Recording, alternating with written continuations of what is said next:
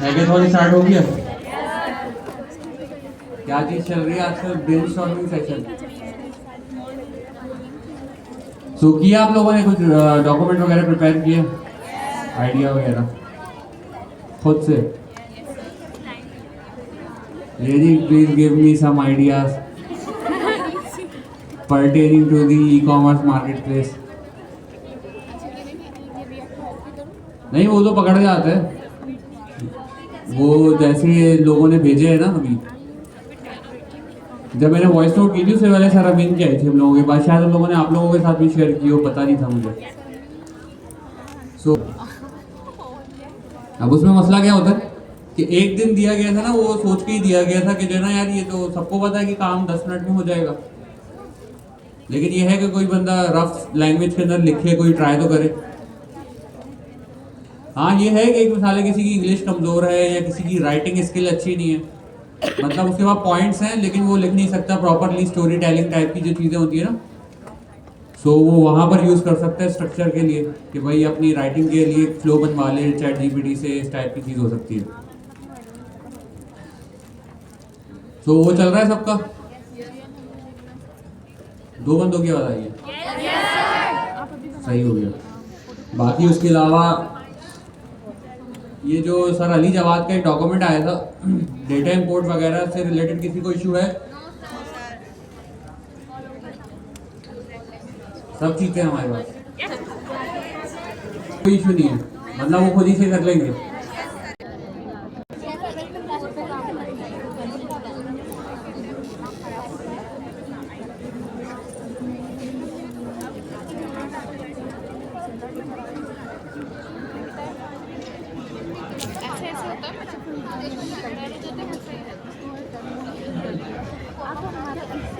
अच्छा जी, स्टार्ट करते हैं इसको, सैटरडे को और डेटा इंपोर्ट को, और फिर देखते हैं आगे की चीज़ें कैसे चल रही हैं।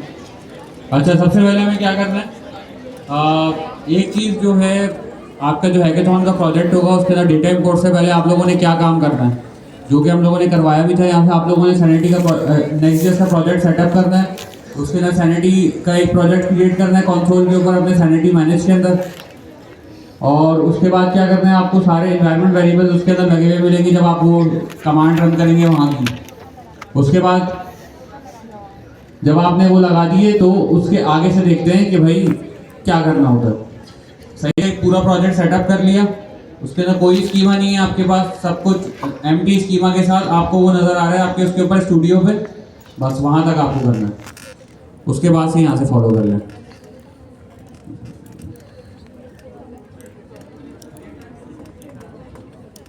डेटा कैसे इंपोर्ट करना है,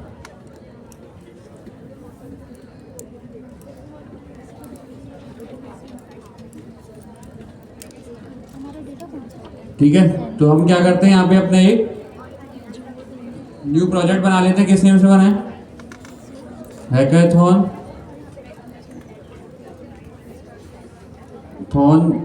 प्रैक्टिस हैकेथॉन डेटा इंपोर्ट। मैंने यहाँ पे क्या किया, क्रिएट प्रोजेक्ट कर दिया। अच्छा, हमारे पास आप लोगों ने एनवायरनमेंट वेरिएबल्स वगैरह हमने फाइल खोल के दिखाई थी, आपको पूरे एक्सप्लेन किए थे, वो देखे थे क्या क्या होता है हमारे सैनिटी के क्लाइंट के पास। सबसे पहली चीज क्या होती है?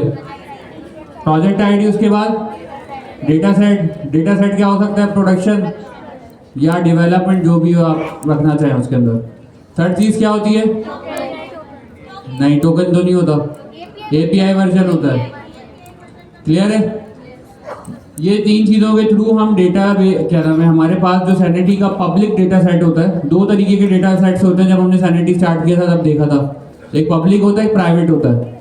बाय डिफॉल्ट जो आपको फ्री वर्जन होता है उसके अंदर वो प्राइवेट अलाउ नहीं करता, पब्लिक ही अलाउ करता है।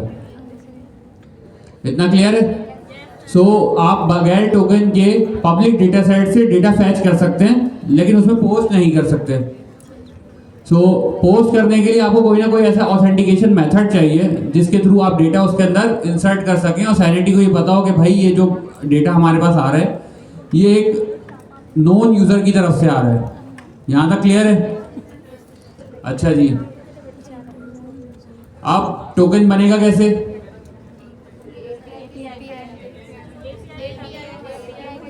देखिए यहाँ पर बहुत सारे टैब्स आ रहे हैं। ये पूरी एक समझ लें नेविगेशन बार है। इसके अंदर ये एक एपीआई के नाम से की आ रही है, नजर आ रही है? तो जैसे ही हम इस पर क्लिक करेंगे ना, तो यहाँ पर हमारे सामने एक कंसोल खोल देगा उसके लिए।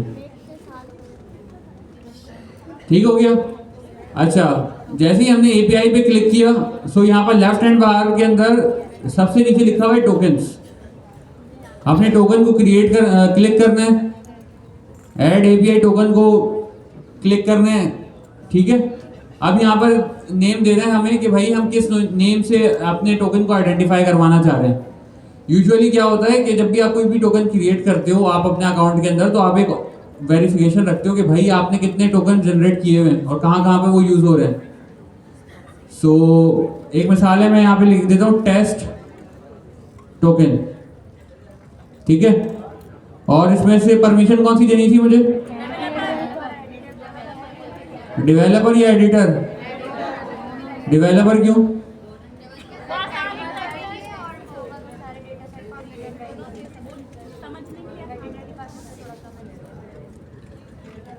व्यूअर है तो समझ लें डेटा फैच ही कर सकता है। ठीक है, देख सकता है। अच्छा, अगर आपके पास एडिटर है, एडिटर के अंदर क्या होता है आपके पास कि जो है ना बहुत सारी आपके पास रीड का भी एक्सेस होता है, राइट का भी एक्सेस होता है और थोड़ा सा लिमिटेड एक्सेस होता है प्रोजेक्ट की सेटिंग का। डेवलपर के अंदर आपके पास प्रोजेक्ट सेटिंग का भी फुल एक्सेस होता है। सो अगर हम एडिटर भी रखें डेवलपर भी रखें, दोनों पे हमारा काम हो जाएगा।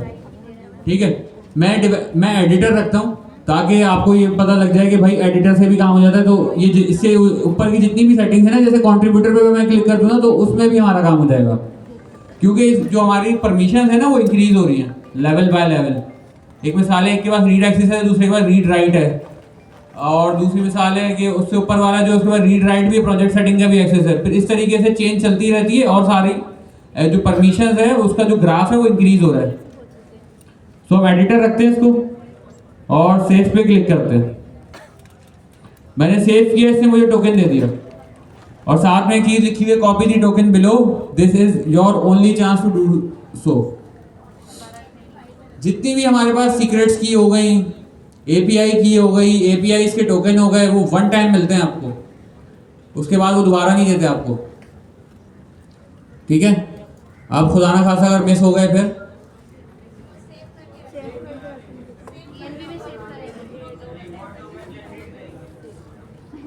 कभी भी लोकल लैपटॉप के ऊपर कहीं पे भी सीक्रेट्स की सेट क्या नाम है अपने पास सेव नहीं करते, क्योंकि आपकी जो डिवाइस है वो कॉम्प्रोमाइज हो सकती है कभी भी, तो वो आपकी सारी चीज़ें जा सकती हैं। तो उसके ऊपर किसी ने बहुत अच्छा जवाब दिया कि भाई टोकन अगर आपका मिस हो गया है उसको डिलीट करें, यहाँ से आके सैनिटी के अंदर यहाँ पर है ना डिलीट का बटन, या कहीं किसी भी चीज़ का टोकन है, न्यू टोकन जनरेट करें, वहाँ पे एनवायरमेंट वेरिएबल में डाल दें।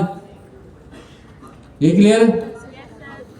अब मैंने यहाँ से क्या कॉपी कर लिया, अपना एक्सेस टोकन कॉपी कर लिया और प्रोजेक्ट आईडी कॉपी कर ली। दो चीजें हो गई। तीसरी चीज क्या थी? डेटा सेट, वो उसके अंदर क्या वैल्यू आती है? प्रोडक्शन। एपीआई वर्जन तो लिखा हुआ ही होगा मेरे प्रोजेक्ट में। एनवायरमेंट वेरिएबल्स तो आ गए। ये क्या बोल,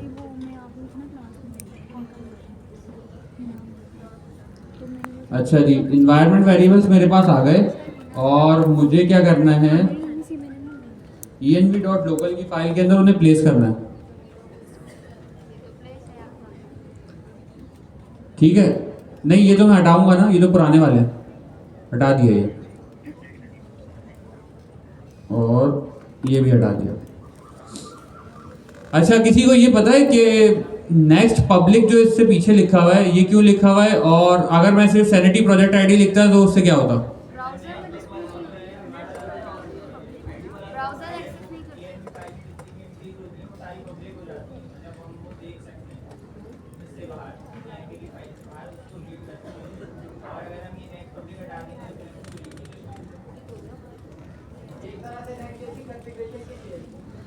ब्राउज़र में एक्सेस हो जाती है,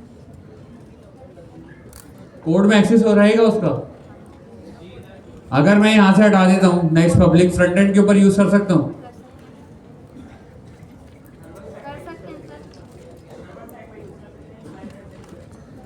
डेफिनेशन बता रहे हैं आप सब लोग, वो तो मुझे भी पता है।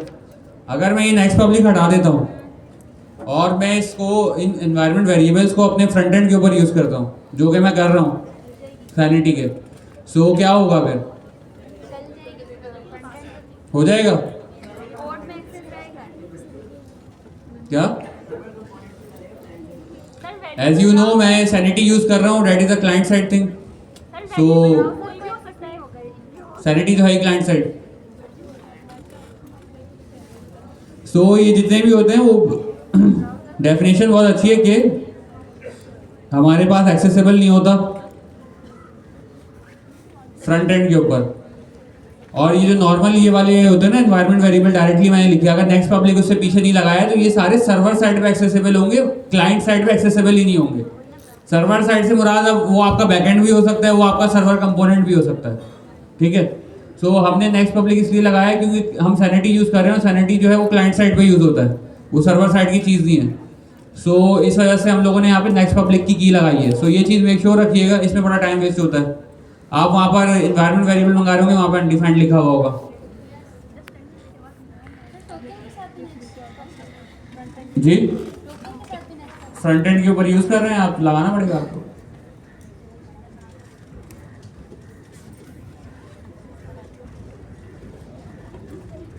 टोकन का मसला नहीं होता, टोकन बनाए इसलिए गया है ताकि सिक्योरिटी ऐड कर सके, वरना पहले क्या होता था, क्रेडेंशियल्स देने पड़ते थे। डेवलपर्स क्या करते थे भाई, ईमेल पासवर्ड भेज रहे हैं बैकएंड पे, जैसे उस दिन सर हमजा अलवी ने दिखाया था ना कि वहाँ पे उनके क्रेडेंशियल्स ही जा रहे थे, पूरे इंक्रिप्शन थी ही नहीं। सो टोकन्स क्या करते हैं, एक मिसाल है, अगर आपके टोकन्स आपका कोई टोकन कॉम्प्रोमाइज हो गया, आप डिलीट कर दो, दूसरा बना लो। ये फ्लेक्सिबिलिटी टोकन के अंदर। और हमेशा आपको जो ये JWT टोकन होगा, ये जो नॉर्मल ये जो टोकन है, ये सारे के सारे सेंड करने पड़ते हैं API कॉल के अंदर, और वो एक नेटवर्क रिक्वेस्ट होती है, वो फ्रंट एंड से जाती है, और आपके पूरे नेटवर्क के अंदर वो टोकन जब जा रहे होते हैं पैकेट्स, तो उसके अंदर विजिबल होते हैं।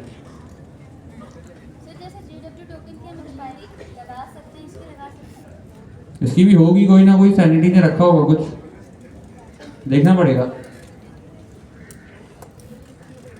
कहाँ गया टोकन हमारा, ये रहा। हाँ ठीक है। प्रोजेक्ट आईडी कहाँ से मिलेगी? ये यहाँ पे प्रोजेक्ट आईडी लिखी हुई है मेरी, मैंने यहाँ से कॉपी की, यहाँ पे पेस्ट कर दी। और उसके बाद तीसरी चीज क्या है मेरी, API टोकन। API टोकन दोबारा कॉपी कर लेते हैं, मुझे लग रहा है कुछ गलत हो गया।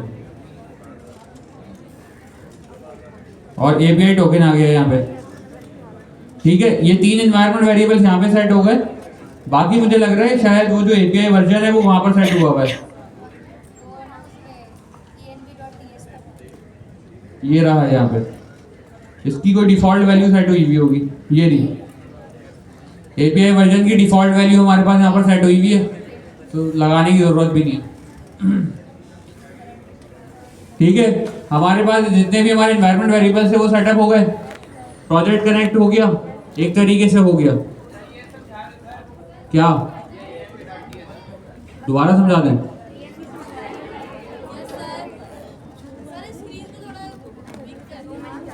करते हैं सर।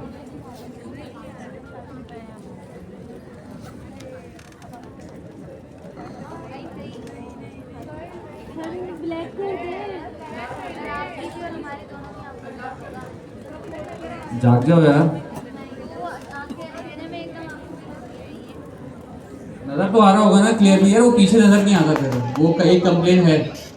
आगे की साइड पे ये सारे शेड्स भी चल रहे होते हैं, पीछे नजर नहीं आता। अच्छा भाई, 4 चीजें हैं हमारे पास जो कि हमने कहीं पढ़ी थी अभी, कि भाई 4 चीजें अगर हमारे पास हो तो हम सैनिटी में डेटा पोस्ट भी कर सकते हैं और उससे डेटा गेट भी कर सकते हैं। इतना क्लियर है? ठीक है। पहली चीज है API वर्जन। API वर्जन क्या होता है भाई? API वर्जन क्या होता है? API वर्जन सिंपल अल्फाज में वो चीज़ है, सैनिटी जब बना तो सैनिटी के पास बहुत सारे वर्जन हैं, वो अपडेट होता चला जा रहा है। तो उसका जो सबसे लेटेस्ट वर्जन है ना, उसकी डेट डली हुई है यहाँ पे जब हम प्रोजेक्ट क्रिएट करते हैं, और वो क्या है 24 दिसंबर दो, सॉरी वही 18 दिसंबर 2024। ठीक है, तो ये वो डेट है जिसके ऊपर वो लास्ट अपडेटेड एलटीएस वर्जन है। इससे पीछे वाले भी आप यूज कर सकते हो, बट फिर आपको उसी डॉक्यूमेंटेशन पे जाके वहां से ही उसके स्पेसिफिक मेथड्स उठा के यूज करने पड़ेंगे। जैसे नेक्स्ट.जेएस का वर्जन होता है ना 14.2, 14.5 और 15 आ गया है, तो हर चीज के अंदर चीजें डिफरेंट है। नेक्स्ट 13 के अंदर चले जाए, नेक्स्ट 13 में ऐप डायरेक्टरी आई थी, 12 में चले जाए तो ऐप डायरेक्टरी नहीं थी। सो आप क्या करते थे, पेजेस डायरेक्टरी के थ्रू काम करते थे। सो आपको वो सारी की सारी चीजें फिर उसी हिसाब से वर्जन वाइज करनी पड़ती है। तो एपीआई वर्जन तो इस चीज के लिए हो गया। ये क्लियर हो गया? आप सब जा रहे हो तो बताओ तो सही। ठीक है, डेटा सेट के अंदर क्या है? डेटा सेट के अंदर दो वैल्यूज होती है हमारे पास। हम दो तरीके के डेटा सेट यूज करते हैं, प्रोडक्शन और दूसरा डेवलपमेंट कह सकते हैं कि जब हम टेस्टिंग कर रहे हो तो डेवलपमेंट हो, और जब हमारा जो एप्लीकेशन चल रही हो प्रोडक्शन डेटा सेट के साथ चल रही हो। ठीक है, अच्छा उसके साथ ये एक फंक्शन लगा हुआ है एसर्ट वैल्यू। इसको देख लेते हैं भाई नीचे आके ये क्या कर रहा है। कुछ भी नहीं कर रहा, एक आपके पास इनपुट लेता है, ठीक है, और क्या लेता है, एरर मैसेज। अगर इनपुट जो कि v है इक्वल टू अनडिफाइंड हो तो क्या कर दो, एरर मैसेज थ्रो कर दो, सिंपल सा। तो क्या कर रहा है, एक वैलिडेशन चेक लगा रहा है कि एनवायरनमेंट वेरिएबल्स हमारे पास इंसर्टेड हो पहले से, एप्लीकेशन चलने से पहले ही पता लग जाए कि एनवायरनमेंट वेरिएबल नहीं है। हाँ, एरर मैसेज जो लिखा हुआ है वो डिस्प्ले हो जाएगा। क्या डिस्प्ले हो जाएगा यहाँ पे, missing environment variable next public sanity data set. Assert value का पता लग गया। अगर ये वाली वैल्यू जो हमारे पास लिखी गई ये अनडिफाइंड हुई तो ये क्या होगी, एरर थ्रो हो जाएगा ये वाला। प्रोजेक्ट आईडी क्या है भाई, सैनिटी की प्रोजेक्ट आईडी है हमारी। जो हमने प्रोजेक्ट अभी क्रिएट किया था उसके अंदर यहाँ पर अगर हम देखें तो कोई जितने भी प्रोजेक्ट्स हम क्रिएट करते हैं वो उसकी कोई ना कोई यूनिक आईडी होगी। वो यूनिक आईडी हमने यहाँ से कॉपी करनी है, अपनी ईमेल, अपनी जो env.ts की मेरी फाइल थी उसके अंदर मैंने सेव कर दी। env.local सॉरी .ts में तो हमने ये सारी कॉन्फ़िगरेशन सेट की है। और लास्ट में हमारे पास क्या है, टोकन। टोकन हमारा वही है एपीआई टोकन जो हमने सैनिटी में अभी क्रिएट किया था, अपनी env.local फाइल के अंदर सेव करवा दिया। उसके ऊपर भी सेम मेथड यूज हुआ है असर्ट वैल्यू का। तो अब क्लियर है बिल्कुल ये? ठीक है, आज प्रोजेक्ट सेटअप हो गया, इसको चलाकर देख लेते हैं कि भाई सही चल रहा है।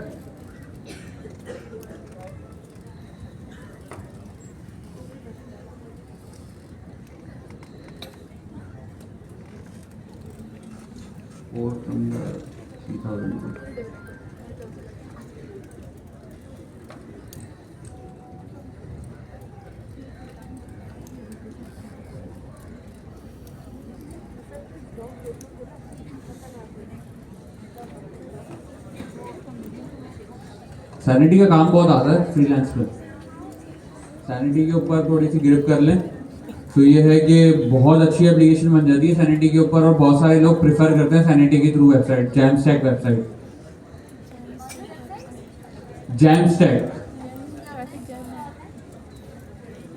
एक मेटा फ्रेमवर्क होता है, जस्ट लाइक नेक्स्ट.जेएस, गैट्सबी और एस्ट्रो वगैरह, उनमें से कोई भी हो सकता है। प्लस ये कि आप कोई कंटेंट मैनेजमेंट सिस्टम यूज करते हो और मेटा फ्रेमवर्क में एपीआईज बनाते हो अपनी, और एक छोटा सा डेटाबेस लगा लेते हो। तो एक आपकी छोटी सी एक मिनी एप्लीकेशन होती है, डेट इज कॉल्ड जैमस्टैक। तो उसके अंदर पहले होता था जैमस्टैक का पार्ट होता था, और वर्सल पे डिप्लॉय कर लेते हो इसको नेक्स्ट.जेएस को। पहले जो जैमस्टैक चलता था वो चलता था गैट्सबी, कॉन्टेंटफुल एंड नेटलिफाई। और अब जो जैमस्टैक का जो मशहूर स्टैक है वो है नेक्स्ट.जेएस, सैनिटी और वर्सल। पोस्टग्रेस भी है वर्साइल के अंदर। तो अब तो वो आपको अलग से कहीं पे डिप्लॉय करने की नीड ही नहीं है, मोंगोडीबी वगैरह यूज करने की भी नीड नहीं है। तो ये है कि वर्सल से यूज कर सकते हो आप। हाँ क्यों नहीं,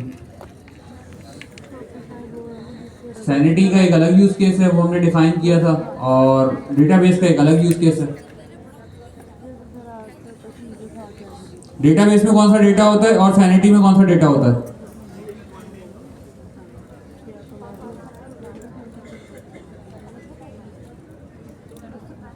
ये क्या बात कर रहे हो? ठीक है,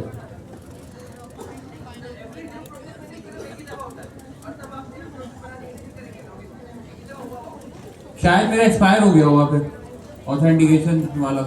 अभी हमारे पास कोई भी स्कीमा नहीं है, अभी स्कीमा बना ले। क्यों? स्कीमा तो मिलेगा ना हमें।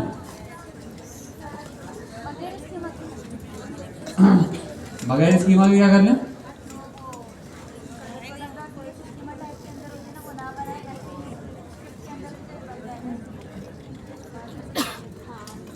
सारी बातें नहीं बता सकते। होता क्या है कि आप जो स्कीमा बनाते हो ना, अपना डेटा सैनिटी से इंसर्ट करने के लिए बनाते हो। सो वो जो स्कीमा है वो आपको प्री रिटन पहले से ही सेट हुआ हुआ मिलेगा। सो आपको तीन चीज़ें मिलेंगी, यहाँ पे मैंने खोली हुई है। कौन सी? आपको एक एपीआई मिलेगी, जैसे यहाँ पे लिखी हुई है ना स्लैश प्रोडक्ट्स। सो ये एपीआई क्या कर रही होगी? डेटा को रिटर्न कर रही होगी। ठीक है, क्लियर है? अच्छा भाई, उसके बाद अलावा क्या हो रहा होगा आपको? जी हाँ, मैंने नहीं बनाई, वो हमारा एक मेरा एक दोस्त है बहुत अच्छा, उससे बनवाई थी मैंने। जी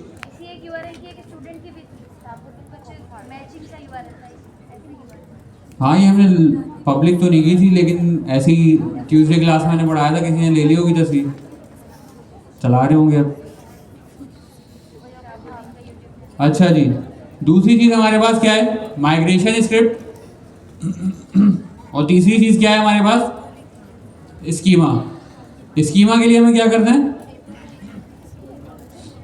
क्या करना है स्कीमा के लिए? इस स्कीमा को मैंने यहाँ से कॉपी करना है, सिंपल, जैसे यहाँ पर लिखा हुआ है एज इट इज कॉपी करना है मुझे, और मुझे अपने प्रोजेक्ट के अंदर यहाँ पर आना है स्कीमा टाइप्स के अंदर।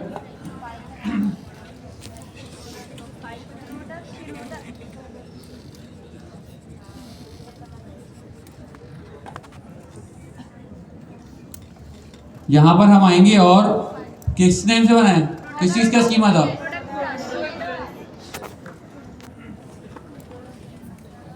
Products dot T S. अच्छा, पेज तो स्लो चल रही है ना? किसी को ये तो नहीं है कि भाई तेज तेज कर रहे हैं सर? ठीक है, इसी वजह से मैं स्लो करा रहा हूँ, ताकि अगर कोई पीछे भी रहे तो वो देख ले। यहाँ पर सिंपल सा क्या करना है हमें? पेस्ट, और कुछ भी नहीं करना है इसके अंदर। क्लियर है? अब देखते हैं, वहां पर हमें सैनिटी पे नजर नहीं आएगा, क्योंकि इंडेक्स के अंदर हमें इंपोर्ट करके यहाँ पर दिखाना है। अब हमें वहां पर नजर आना चाहिए।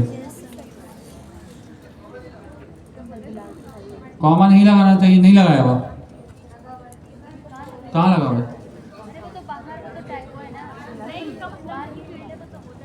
नहीं नहीं, वो सही है, वो सही है। आ गया, स्कीमा आ गया। प्लस पे क्लिक किया,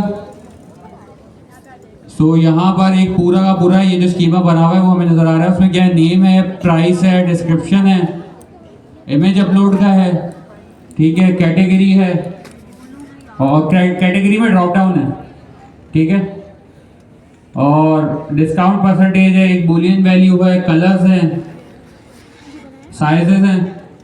इस तरीके से हमारा पूरा का पूरा स्कीमा सेट हमारे पास हुआ है। अच्छा, लेकिन हमें तो इसके थ्रू करना नहीं है ना डेटा इंसर्ट। हमें क्या करना है? हमें तो माइग्रेशन की स्क्रिप्ट रन करनी है। तो हमें सिंपल सा कुछ भी नहीं करना, हम यहाँ पर आएंगे और यहाँ से माइग्रेशन की स्क्रिप्ट को कॉपी करेंगे। अच्छा, ये इंपॉर्टेंट चीज़ है, यहाँ पर ज़रा सा फोकस कीजिएगा। माइग्रेशन स्क्रिप्ट कॉपी की, अपने प्रोजेक्ट के अंदर आए सैनिटी के,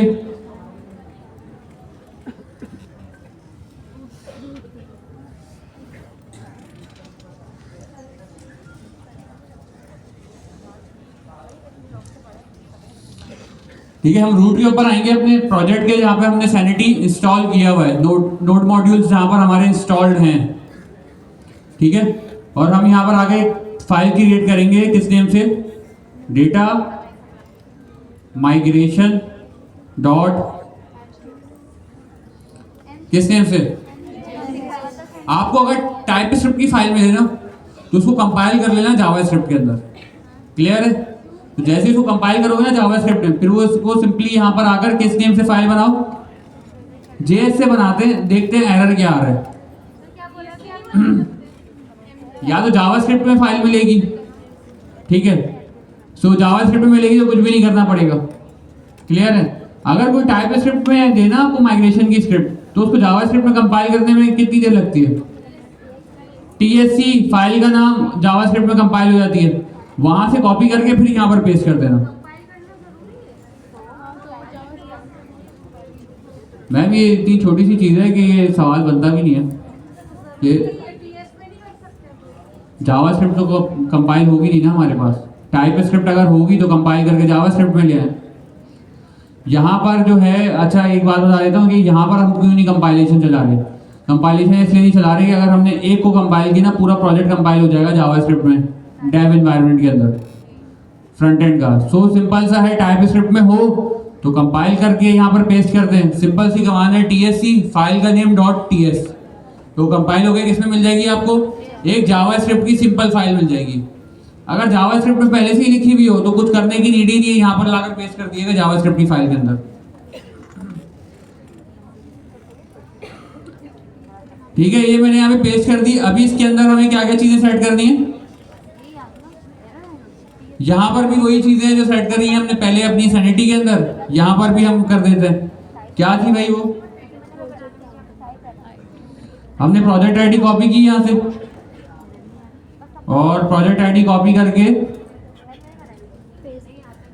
यहाँ पर पेस्ट कर दी। और उसके बाद हमने क्या किया, ये कॉपी किया यहाँ से अपनी टोकन, और यहाँ पर टोकन पेस्ट कर दिया। कौन सी पुश कर दिएगा, मसला नहीं है, process.env से ले आइएगा। यूजुअली हम ये इस टाइप की स्क्रिप्ट्स वगैरह ना पुश कर नहीं रहे होते, तो हम लोग हार्ड कोड कर लेते हैं जो लोकल में चला रहे होते हैं। अगर आप लोग पुश कर रहे हो तो उसके अंदर से इन्वायरमेंट वेरिएबल ही हटा दिएगा, अगर आप डायरेक्टली हार्ड कोड कर रहे हैं नहीं तो process.env से उठा लें। लेकिन मेक श्योर कीजिएगा कि जो इन्वायरमेंट वेरिएबल से आप उठा रहे हो वो इन्वायरमेंट वेरिएबल आपको इंपोर्ट करके लाने पड़ेंगे यहाँ पे। That is not a next js server, next js का सर्वर नहीं है। सो मैं उस बहस में नहीं जा रहा, वो कैसे आएंगे, ये है सिंपल सा हार्ड कोड कर दें। क्लियर हो गया यहाँ पे? फोकस ही नहीं करें इसके ऊपर कि इसके अंदर क्या लिखा हुआ है। हाँ, इसके अंदर हमें तो डेटा इंपोर्ट करने से मतलब है ना, हम आगे अपना काम करेंगे, हमें अपना मार्केट प्लेस बनाना है, रादर देन कि हम ये चीज़ फोकस करें कि इससे डेटा इंपोर्ट कैसे हो रहा है। डेटा इंपोर्ट सीखना नहीं है हमने मार्केट प्लेस बनानी सीखनी है। ठीक है, सो उस चीज़ को फोकस करें। हर चीज़ अगर बनाने के पीछे फोकस करेंगे तो फिर एक चीज़ यही है कि नेक्स्ट.js के अंदर इमेज का टैग है, फिर वो भी अपना बना लेते हैं हम, लिंक का टैग भी अपना बना लेते हैं, कुछ ना कुछ तो ऑप्टिमाइजेशन कर ही लेंगे हम लोग at the end of the day. उसके अंदर थोड़ी सी ऑप्टिमाइजेशन करके यूज़ कर लें तो वो बहुत सारी चीज़ें हो जाती हैं। हमेशा उस चीज़ को फोकस करें जो आपका टारगेट है, जो आपको आपका जो कमर्शलाइज एस्पेक्ट है आपकी चीज़ का। अब इसको सिंपल सा रन करना है। रन करने के लिए क्या कमांड होगी,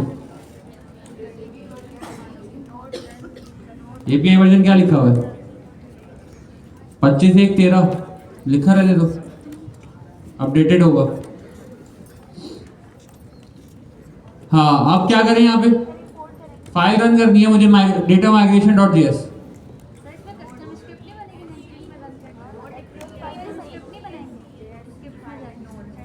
कस्टम स्क्रिप्ट किस चीज़ की, मैंने तो वैसे ही बताई थी कि एक इंपोर्ट डेटा की स्क्रिप्ट बना के और उसके अंदर वैल्यू जो है ना इसकी कमांड पास कर दी और नोट से बना के कमांड चलेगी ना वो पास कर दी कॉन्फिग में जाके नोट और फाइल नेम एक कस्टम स्क्रिप्ट बनाई थी इंपोर्ट डेटा के नाम से और उसकी वैल्यू में इसकी दो बंदों ने एक साथ बोला, मैंने दोनों की सुनने की कोशिश की, किसी का समझ में नहीं आया।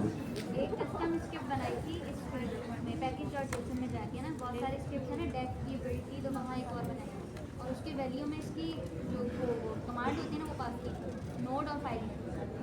समझ गया। नोड और फाइल नेम बनानी है। आप कह रहे हैं कि यहाँ पर पैकेज जेसन के अंदर मैं आऊँ और यहाँ पर आगे कस्टम स्क्रिप्ट सेट कर दूँ इधर इस तरीके से। एक मिसाल है माइग्रेट के नेम से मैंने सेट की स्क्रिप्ट माइग्रेट, और यहाँ पर मैं दे दूँ क्या नाम है इसका, नोड और data underscore migration dot JS. ये कह रहे हैं आप? ज़रूरी नहीं है। हमेशा यहाँ पर हम वो वाली स्क्रिप्ट डिफाइन करते हैं जो हमारे प्रोजेक्ट का पार्ट होती है। यूजुअली ETL वाली जितनी भी चीज़ें होती हैं, एक्सट्रैक्ट ट्रांसफॉर्म लोड वाली, वो वाली चीज़ें हम ऐड नहीं करते। लेकिन सर अली जवाद ने अगर बताया तो वो देख लें। अच्छा हो गया ना, एक वे आपको वो वाला पता लग गया। एक मैं सिंपल सा देसी तरीके से हार्ड कोड का कमांड चला देता हूँ अपनी खुद ही, node data migration dot JS. क्या होगा? चल जाएगा? चल जाएगा? एरर आ गया जी।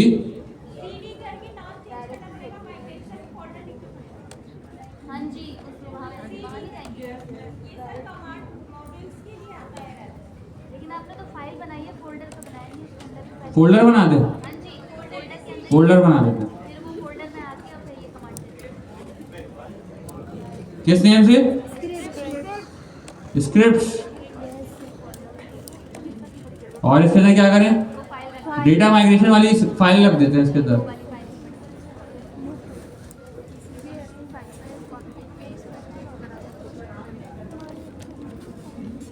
जा ही नहीं रही वो तो। आ गई भाई। अब आप यार एक बार वन बाय वन देखेंगे सबके जो जो बता रहे हैं आप लोग।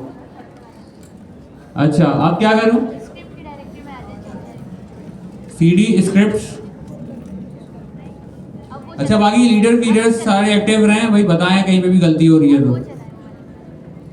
अब क्या करें? नोड वाली नोड वाली कमांड।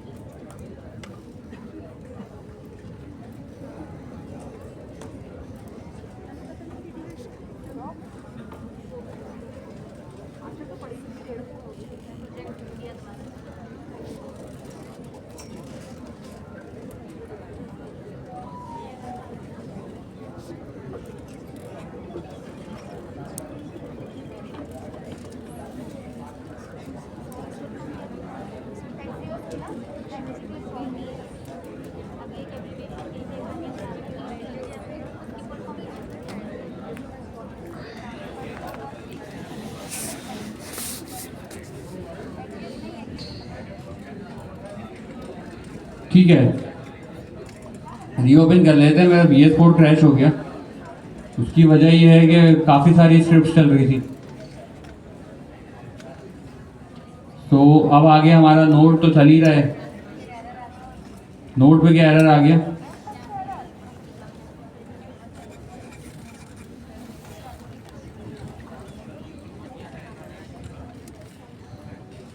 ठीक हो गया।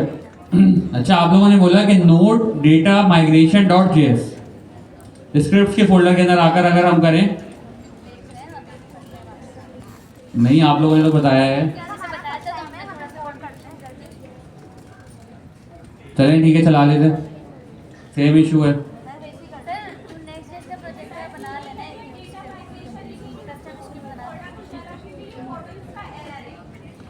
CD करके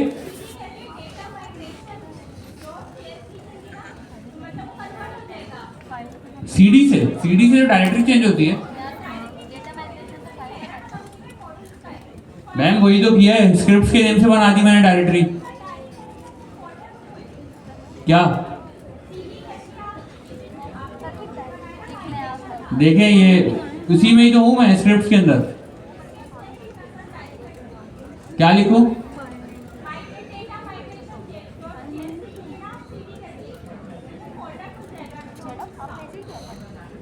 cd data migration .js, the directory name is invalid, क्योंकि डायरेक्टरी नेम देते हैं हम cd करते हुए। स्क्रिप्ट से पीछे आ जाऊं मैं, और स्क्रिप्ट से बाहर रखते हैं उसको। आप कर दें। अभी भी नहीं आ रहा, the system can not find the path specified. आप थोड़ा सा भूल रही हैं शायद, ये इम्पॉसिबल चीज बता रही है हम। चले देखते हैं इसका सॉल्यूशन। देखते इसके दो सॉल्यूशन। क्या एमजेएस को छोड़ दें। जब हम लोग टाइप स्क्रिप्ट पढ़ रहे थे तो हम लोग क्या करते थे,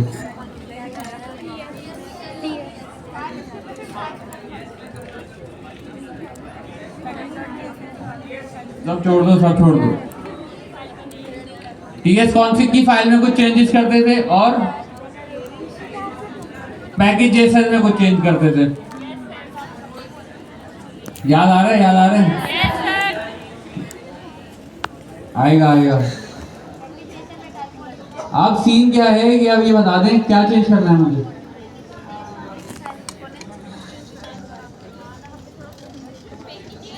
या तो मैं अपनी पैकेजेशन के अंदर चेंजेस कर दूं और वो वाली चीज चला लूं। अदर देन दैट जावास्क्रिप्ट मुझे बोल रहा है कि भाई Node.js का इंजन कि भाई आप जो है ES मॉड्यूल्स यूज नहीं करो, आप कॉमन JS मॉड्यूल्स यूज करो। और कॉमन JS मॉड्यूल्स क्या होते हैं, .mjs की एक्सटेंशन के साथ बनाए जाते हैं। सो अगर मैं सिंपली यहाँ पर आऊँ, इसको स्क्रिप्ट के बाहर भी अगर मैं निकाल देता हूँ ना, स्क्रिप्ट के अंदर हो नहीं हो मैटर नहीं करता। हाँ मैंने वैसे ही रख दिया, ये स्क्रिप्ट से हटा दें भले से, कोई मसला नहीं। स्क्रिप्ट में डाल देंगे 8-10 नेस्टेड फोल्डर बना के उसके अंदर भी रखें तो भी चलेगा। यहाँ पे क्या करें हम कि यहाँ पर ना सिंपल सा MJS कर दें, दैट्स इट। कोई चेंज करने की नीड ही नहीं है। आप लोग जाएंगे, आप लोग अभी मैं बता दूंगा आपको पूरा तरीका, लेकिन फिर भी जाके ना कोई गलती कर रहे होंगे। तो उससे बेटर ये है कि बिल्कुल सिंपल वाले वे को देख लें कि MJS सेट करें यहाँ पे और उसको रन कर लें। यहाँ तक क्लियर है? अब चला कर देखें, ठीक है? कर दिया ना MJS? क्यों आपने कमांड ओह सॉरी, ठीक है अब सही है, अब चलेगा। अभी भी कंफ्यूजन नजर आ रही है पीछे लोगों को कि भाई चलेगा नहीं चलेगा। कोड लिखा हुआ है सामने, डेवलपर बैठे हुए हैं 700-800 सामने, 700-800 मिलके एक जवाब नहीं दे पा रहे कि भाई ये चलेगा नहीं।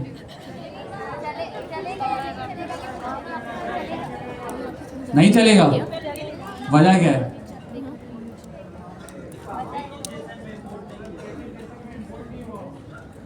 क्या चीज इंपोर्ट नहीं हुई?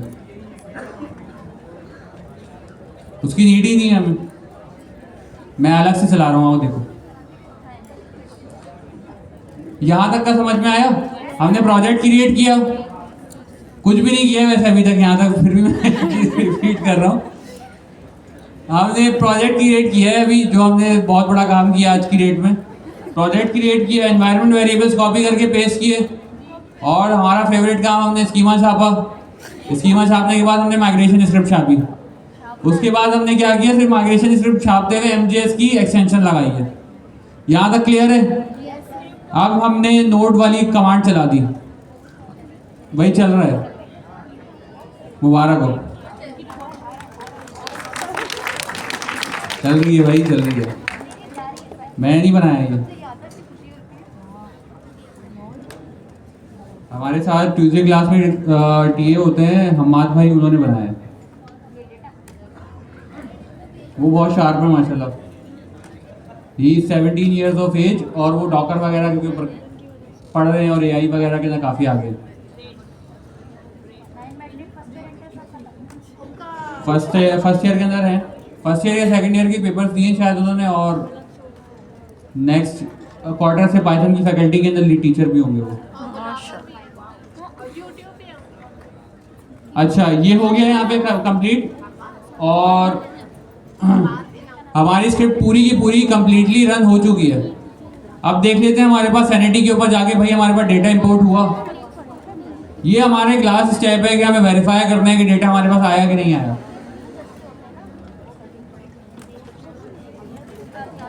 हमारे पास सारे के सारे प्रोडक्ट जितने भी एपीआई के अंदर थे वो सारे यहाँ पर इंपोर्ट होकर आ गए। इस चीज़ के अंदर किसी को कोई इशू है?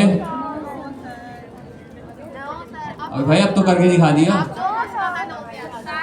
इस चीज़ में किसी को कोई इशू है? अब नो सर। क्या स्टेप से प्रोजेक्ट क्रिएट किया हमने, इन्वायरमेंट वेरिएबल्स कॉपी किए, एक टोकन क्रिएट किया, वो कॉपी करके पेस्ट किया अपने प्रोजेक्ट के अंदर, और क्या किया? और क्या किया? सबसे पहले स्कीमा छाप के लेके आए अपने पास, उसके बाद स्क्रिप्ट छाप दी, उसके बाद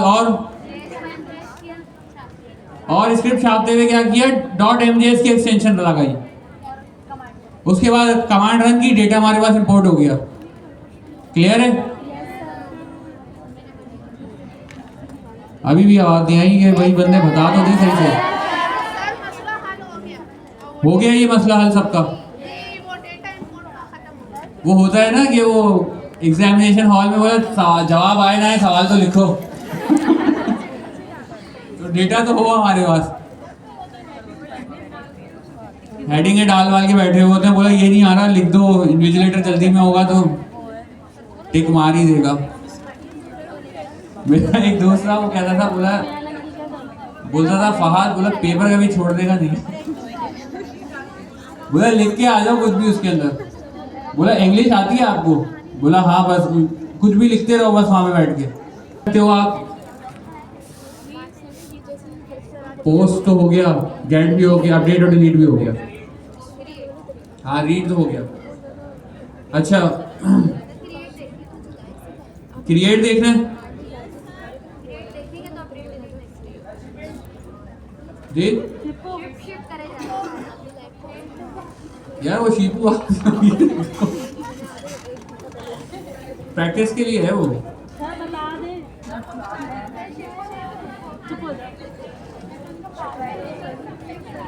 यार वो बात तो आप लोगों की ठीक है, बता तो दें, लेकिन ये है कि वो गाइडेंस नहीं है उसके ऊपर। अभी एक करिकुलम सेट मिला होता है, उसकी बाउंड्रीज में रह के पढ़ाना होता है। सर ये बताएं हैकेथॉन में क्या आएगा? इसके बाद मिलेगा नहीं मिलेगा? हैकेथॉन में क्या आएगा? आज क्या आएगा? मिलेगा नहीं मिलेगा? ये भी नहीं पता। सर ये गलत बात। मतलब ये है कि आप लोग टेम्पलेट चेंज भी कर सकते हो। हाँ, उन टेम्पलेट्स के अकॉर्डिंग एपीआईज बनी हुई है, जो टेम्पलेट्स आपको हैकेथॉन 2 के अंदर मिली थी।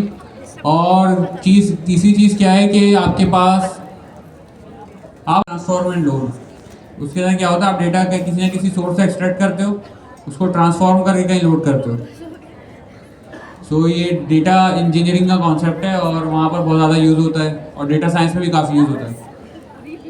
लेकिन हम अपनी नॉर्मल एप्लीकेशंस में भी कर रहे होते हैं ये वाला काम, जो थर्ड पार्टी इंटीग्रेशंस करते हैं ना। जैसे एक मिसाल है कि 10,000 तरीके के पेमेंट मेथड्स हैं जो वेबसाइट से सपोर्ट करती हैं। सो वो डेटा हमारे पास आ रहा होगा कहीं से, बहुत सारी जगहों पे ऐसा और होता है, जैसे कि फूड पैंडा है। फूड पैंडा क्या कर रहे हैं, फूड पैंडा की एपीआईज भी होती हैं, वो भी आप इंटीग्रेट कर सकते हो अपनी एप्लीकेशन के अंदर। और क्या करते हो, रेस्टोरेंट्स की एपीआई को भी इंटीग्रेट किए हुए फूड पैंडा ने अपने पास मल्टीपल। सो ये भी एक बहुत अच्छी चीज़ है कि उसके अंदर क्या होता है, वो डेटा कहीं से एक्सट्रैक्ट कर रहे हैं और अपने पास लोड कर रहे हैं। तो एक सिंपल सी चीज़ है, वो उसके ऊपर ज़्यादा हमें अभी फोकस नहीं करना, हमें अभी अपने मार्केट प्लेस पे देखना है। सो अब हम क्या करते हैं भाई,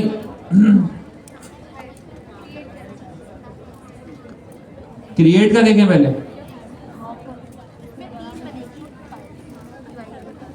अच्छा 5 मिनट की ब्रेक ले लेते हैं, फिर उसके बाद स्टार्ट करते हैं। अपनी टेम्पलेट भी रख सकते हो, लेकिन फिर एपीआई खुद ही बनानी पड़ेगी। तो इससे बेहतर यही है कि जो टेम्पलेट मिली थी ना आपको, वो आप लोग बना चुके हो, तो टेम्पलेट चेंज नहीं करना, ठीक है? जो टेम्पलेट बनी हुई है उसी के अंदर ही हैकेथॉन 3 का काम करना।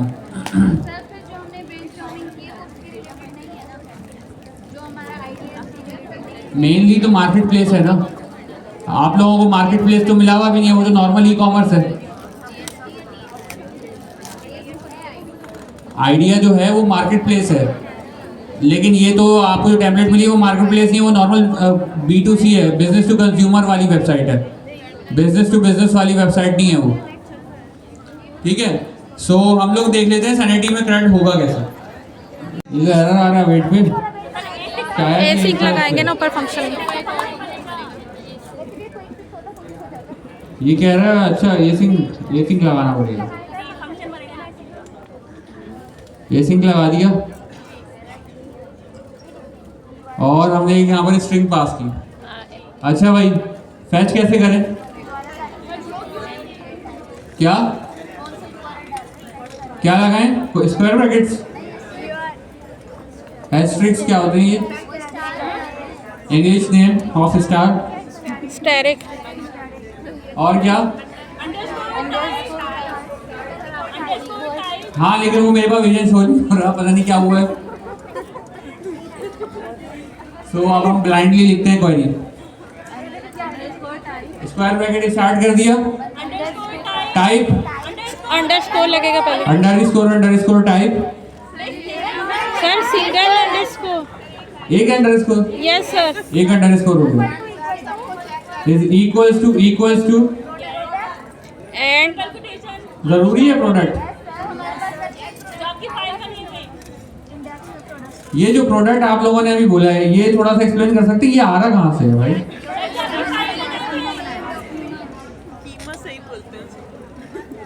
स्कीमा में किस जगह से?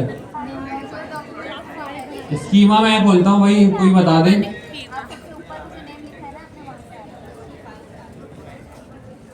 चलिए मैं बता देता हूँ। हमारे पास जो हम ये स्कीमा सेट करते हैं ना अपने सैनिटी का, सो उसके अंदर आपको जो ये चीज़ नज़र आ रही है ना प्रोडक्ट्स, और ये जो नेम था ये, और ये जो टाइटल था और ये टाइप थी, मैंने सारी चीज़ें बताई थी कि भाई जब भी हम कोई स्कीमा की टाइप सेट कर रहे होते हैं और उसके अंदर जो नेम होता है वो क्या होता है, that is an identification tool for sanity. So वो जो टाइप है उसकी जगह पे आप ये नेम देते हो अपने स्कीमा का बताने के लिए कि भाई इस स्कीमा के प्रोडक्ट्स फैच, इस स्कीमा का डेटा फैच करके लाओ।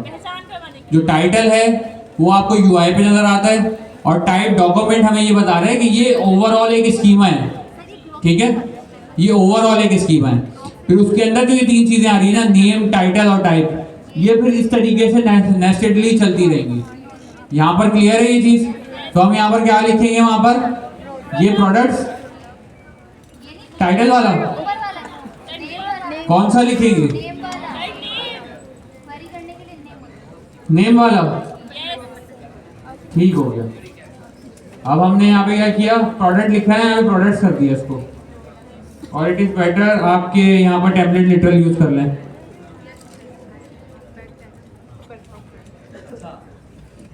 सही हो गया। अब क्या करें आगे?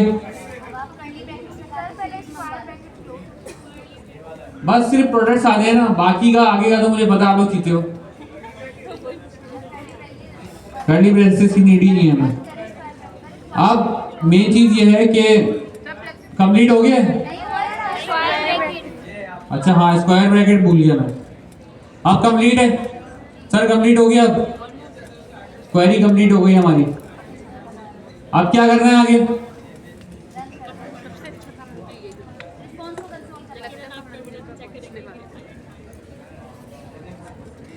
नॉर्मल जब हम एपीआई से डेटा फैच करते थे, सो डेटा फैच करने के बाद हम एक स्टेप करते थे। क्या करते थे? रिस्पॉन्स डॉट जेसन करके एक मेथड कॉल कर देते थे। सो उससे क्या होता था, वो जेसन में कन्वर्ट हो जाता था आसान अल्फाज में। यहां पर करना पड़ेगा, करना पड़ेगा। चले एक काम करते हैं, हम उसके बगैर देखते हैं, कन्वर्ट किए बगैर देखते हैं कि क्या हो रहा है। डेटा और यहाँ पर क्या लिख दें, रिस्पॉन्स लिख दें। सो ये यहाँ तक हमारा काम हो गया।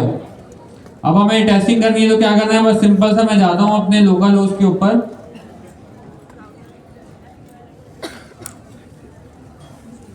यहाँ पर हिट करता हूँ, पेज लिखा हुआ अगर आ जाता है तो बहुत अच्छा है, नहीं लिखा हुआ आया मतलब मेरा सर्वर बंद है। वो 3001 पे है मेरा। तो ये चीज़ आप लोगों को मेक श्योर करनी है कि जी बाय डिफॉल्ट के ऊपर जो आपके अच्छा ये 3000 से क्यों चलता है, कभी पता है, सोचा है इसके बारे में? 1-2 नंबर से क्यों नहीं चलता पोर्ट? पोर्ट नंबर 1 से पोर्ट नंबर 299 तक सिस्टम रिजर्व पोर्ट्स होते हैं, जो लैपटॉप या कंप्यूटर अपने लिए रखता है कम्युनिकेशन के लिए अपनी डिफरेंट सर्विसेज के थ्रू, जैसे वाईफाई कम्युनिकेशन है, जैसे ब्लूटूथ कम्युनिकेशन है, इंटर सर्विसेज कम्युनिकेशन है, सिग्नल्स आ रहे हैं जा रहे हैं, माउस लगाया हुआ है आपने, बहुत सारी चीज़ें लगाई हुई हैं, वो उसके लिए होते हैं, इस वजह से वो 3000 से स्टार्ट होता है। अच्छा जी, यदि प्रोडक्ट्स हमारे पास आ गए, ये ऊपर मैंने खोले हुए वर्सल के सारे ना, अब वो टेम्पलेट्स वगैरह भी पास भी नहीं किया हमने फिर भी आ गए। बाद देखते हैं, थोड़ा सा वो बंद हो जाएगा नेट कैरिंग वो अच्छा चार्जिंग वो मैं बता देता हूँ क्यों आ गए। वो हमारे पास इसलिए आ गए क्योंकि हम लोग जो है ना नॉर्मल फैच नहीं यूज़ कर रहे। सैनिटी का जो क्लाइंट है ना वो बैकएंड के ऊपर ही सारे काम करके दे रहा है हमें, ठीक है। सो हर जगह पे ज़रूरी नहीं है कि अगर आप कोई लाइब्रेरी यूज़ कर रहे हो तो आपने ये चीज़ मेक श्योर करनी है कि वो ये वाला स्टेप पहले से ना कर रहे हो, ठीक है। तो बस ये चीज़ मेक श्योर करनी है, बाकी ठीक है। अभी हमारा क्या हुआ, सैनिटी के जो क्लाइंट डॉट फैच हमने यूज़ किया उसने क्या किया, पीछे से ही हमें पास करके दिया फ्रंट एंड के ऊपर। अगर हम डायरेक्ट अपना फैच वाला जो मेथड से एपीआई कॉल करते थे उसके अंदर नहीं होता था। कि भाई एक्सियोस, आपको पता है एक्सियोस इंटरसेप्टर क्या होता है और ये दूसरी चीज़ें उसकी। जी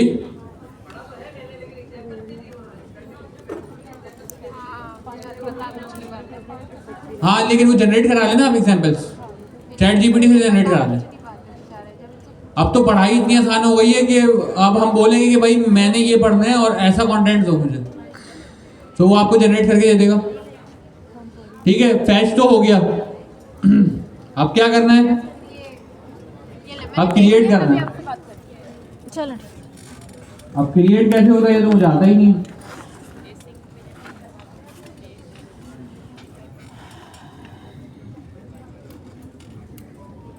है भाई।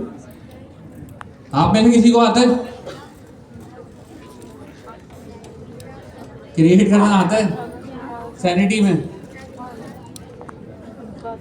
चलें तो अब फिर हम लोग करते हैं कि एक मिसाल है कि हमारे कोर्स का एक पार्ट है कि हमें आप लोगों को ये भी बताना है कि भाई how to use an AI, कि इसको हम एफिशिएंटली यूज़ करके कैसे डेवलपमेंट को फास्ट कर सकते हैं। बहुत सारे लोग यूज़ कर रहे होंगे बट बहुत सारी गलतियां भी कर रहे होते हैं, और at the end of the day वो क्या करते हैं, एक प्रोजेक्ट बनाते हैं, उसमें ऐसी बग होती है कि वो मिल ही नहीं रही होती। सो हमें डेवलपमेंट करनी किस तरीके से है इसको यूज़ करते हुए। तो हम आज क्या करते हैं, हम सैनिटी का पूरा क्रेडिट ना, मैं अपने पास से कुछ भी नहीं लिखूंगा, मैं चैट जीपीटी को प्रॉम्प्ट दूंगा और चैट जीपीटी से उसका रिस्पांस जो आएगा उसको रन करके टेस्ट करूँगा। और हम कोड को पेस्ट करने से पहले हमेशा वेरीफाई करते हैं कि भाई जो हम पेस्ट कर रहे हैं क्या ये सही भी है कि नहीं। अगर सही नहीं है तो मैं वहीं से ही उसको प्रॉम्प्ट दूंगा कि that is not a valid answer. Clear है? सर इसके लिए नॉलेज भी तो होनी चाहिए ना। सैनिटी सीख लिया ना हमने, स्कीमा बनाना आता है, डेट स्कोर, अगर उसके अंदर कोई भी गलती होगी ना आपको नजर आ जाएगी, ठीक है। अच्छा अब गर्मियाँ आ गई हैं, ओके। सो अब मुझे करना है क्रिएट। अब आप लोग मुझे बताएं कि सैनिटी में क्रिएट करने का मुझे पूछना है। सो मुझे ऐसी क्या चीज़ इसको प्रोवाइड करनी चाहिए चैट जीपीटी को कि जिसके थ्रू मैं उससे ये पूछ सकूं कि भाई मुझे अपने सैनिटी के इस डेटा सेट के अंदर, इस स्कीमा टाइप के अंदर मुझे ये चीज़ इंसर्ट करानी है, डेटा इंसर्ट कराना है, उसकी मुझे बता दो तरीका। क्या देना चाहिए सर आपके अंदाजे में? How to send data from front end to Sanity. वो तो मैं लिखूंगा, वो तो प्रॉम्प्ट हो जाएगा मेरा। प्रॉम्प्ट के अलावा क्या एडिशनल डेटा मैं उसको प्रोवाइड कर सकता हूँ कि वो बिल्कुल मुझे एक्यूरेट आंसर दे मेरे जो मुझे चाहिए।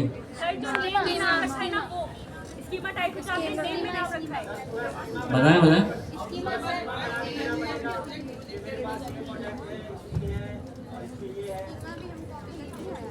जी सो हमें क्या करना पड़ेगा, सही जवाब भी आपने सबसे पहले बताया था। सो उसके अंदर क्या है कि आपको स्कीमा अगर हम दे देते हैं ना इसको, तो स्कीमा के अंदर हमारे पास ये चीज़ मेक श्योर हो जाएगी कि जो वो चीज़ जनरेट करके हमें देगा उसको सिंपली हम यूज़ करके क्या कर सकते हैं, अपनी एप्लीकेशन में लगा सकते हैं डायरेक्टली। सो ये एक बहुत ज़्यादा ऑप्टिमाइज अप्रोच हो जाएगी कि आपको ये भी पता होगा कि क्रिएट तो वो करेगा जो चीज़ है, लेकिन वहाँ पे स्कीमा भी सही लिख के दिया है, उसने नहीं लिख के दिया। अगर स्कीमा में कोई गलती कर दी, अब हमें पकड़ना जो है ना एक अदाब हो जाएगा। अभी जैसे हम लोग एक एप्लीकेशन पे काम कर रहे हैं, वहाँ पे क्या किया, हम लोग दुबई पेट्रोलियम के लिए काम कर रहे हैं राइट नाउ, हमारी जो कंपनी है। सो क्या है, कुछ एपीआई उन्होंने बनाई है, उनके सिस्टम से डेटा आ रहा है, कुछ एपीआई हमने बनाई है, उनके सिस्टम से डेटा आ रहा है। अच्छा, जो उनके सिस्टम से डेटा आ रहा है ना, वो एक क्लोज एनवायरनमेंट में जो दुबई पेट्रोलियम के इन हाउस सर्वर्स लगे हुए हैं वहाँ पे। सो उस एपीआई को की जो डॉक्यूमेंटेशन उन्होंने मुझे दी, तो उसका मैंने एक मॉक सर्वर बना लिया अपने पास कि इनको मैं कॉल करूंगा, इसमें से डेटा रिटर्न करूंगा और अपनी फ्रंट एंड के ऊपर इंटीग्रेशन कर लूंगा। अपनी जो एपीआई बनाई उसको डायरेक्टली इंटीग्रेट कर दिया, चला लिया, सही चल रहा है। फट गया आई फट गया आई कि लॉगिन की एपीआई में से एक्सेस टोकन रिटर्न हो रहा था, एक्सेस की स्पेलिंग का लास्ट एस उन्होंने मिस कर दिया। और ये वाली जो भंड है इसके अंदर हम कल 6 घंटे लगे रहे, सिर्फ एक एस मिस किया था। उसकी वजह से क्या हुआ, सारी एप्लीकेशंस के क्या थे, unauthorized unauthorized unauthorized unauthorized, access token undefined. और हम लोग पागल हो रहे हैं कि जो है लॉगिन की एपीआई में से आ तो रहा है, लेकिन वहां पे शो भी नहीं हो रहा। लॉग भी लगा रहे हैं तब भी नजर आ रहा है, लोकल स्टोरेज में नहीं जा रहा। सो ये इतनी छोटी सी मिस्टेक्स होती है ना, इनको हमें अवॉइड करना है। सो हमने क्या किया, अपना स्कीमा कॉपी किया यहाँ पे, और यहाँ पर आके मैंने लिखा भाई I want to create a product in my Sanity schema. अच्छा, जरूरी नहीं है आप इंग्लिश में प्रॉम्प्ट हो, आप रोमन में भी लिख सकते हो। ये जैसे अगर मैं यहाँ पे लिखूँ ना, मैं अपने सैनिटी स्कीमा में एक प्रोडक्ट ऐड को क्या बोलेंगे, नहीं यार ये ज्यादा हो रहा है, ऐड शामिल करना चाहता हूँ, शामिल, ये सही है, शामिल करना चाहता हूँ। प्रोडक्ट को क्या बोलेंगे,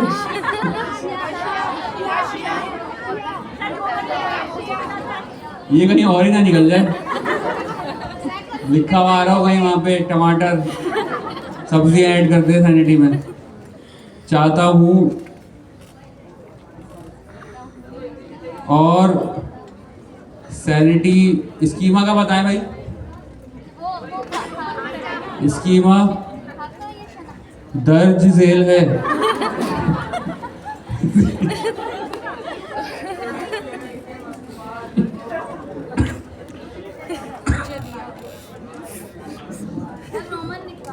सही है, स्कीमा ये है। अच्छा, बेस्ट अप्रोच क्या होती है, कोई भी कोड ब्लॉक आप दे रहे हैं सैनिटी को, आप क्या करते हैं, ट्रिपल बैकटिक्स लगा के और दोबारा से ट्रिपल बैकटिक्स क्लोज किए, और इसके अंदर आपने यहाँ पर जो भी कोड ब्लॉक्स वगैरह दे रहे हैं, कोई भी डेटा एडिशनल प्रोवाइड कर रहे हैं वो उसके अंदर करें। ठीक है, बिल्कुल रोमन में इसलिए लिखा है कि वो मैं इंग्लिश में लिख देता, लेकिन ये है कि जो लोग, एक मिसाल है, इंग्लिश सही नहीं भी है तो भी वो समझ जाता है। ठीक है, आपका नाम क्या है? जी शबनम वाहिद। यार मैंने सही लिखी है, ऐसे नहीं बोले आप, मजाक कर रहा हूं। सही है। सो हमने क्या किया, हमने एक प्रॉम्प्ट दिया, उसको एंटर कर दिया। It looks like you are working on a Sanity schema for managing products. ये इंग्लिश में क्यों बात कर रहे हैं यार,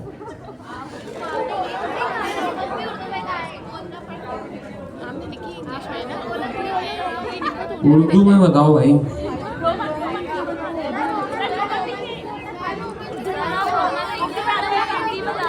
क्या, हाँ तो लिखा ना, अगर आप अपने सैनिटी स्कीमा में नया प्रोडक्ट शामिल करना चाहते हैं तो आपको सिर्फ वो फील्ड्स फिल करनी है अच्छा ये भी भाई की तरह बात कर है जो आपके स्कीमा में डिफाइन है।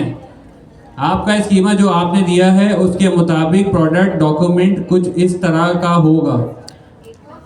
अब मैं इसको बताता हूँ कि भाई वो तो ठीक है, आपने बहुत अच्छा बताया। भाई मुझे ये बताओ, ये चैट भाई है। भाई मुझे ये बताओ कि सैनिटी में प्रोडक्ट कोड के ज़रिए कैसे शामिल करूं?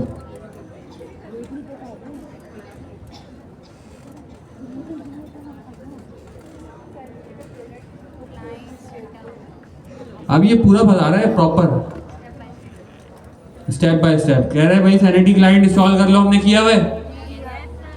कह रहा है क्लाइंट बना लो, हमने किया हुआ है। कह रहा है प्रोडक्ट का स्कीमा बना लो, हमने बनाया हुआ है। नहीं नहीं नहीं, ये प्रोडक्ट का स्कीमा नहीं, प्रोडक्ट है। इस टाइप से जाता है टाइप देखें ये स्कीमा नहीं है, गौर से देखें।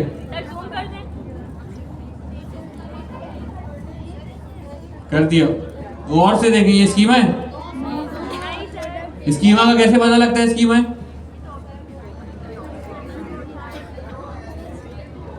सर एरर में होगा ना वो।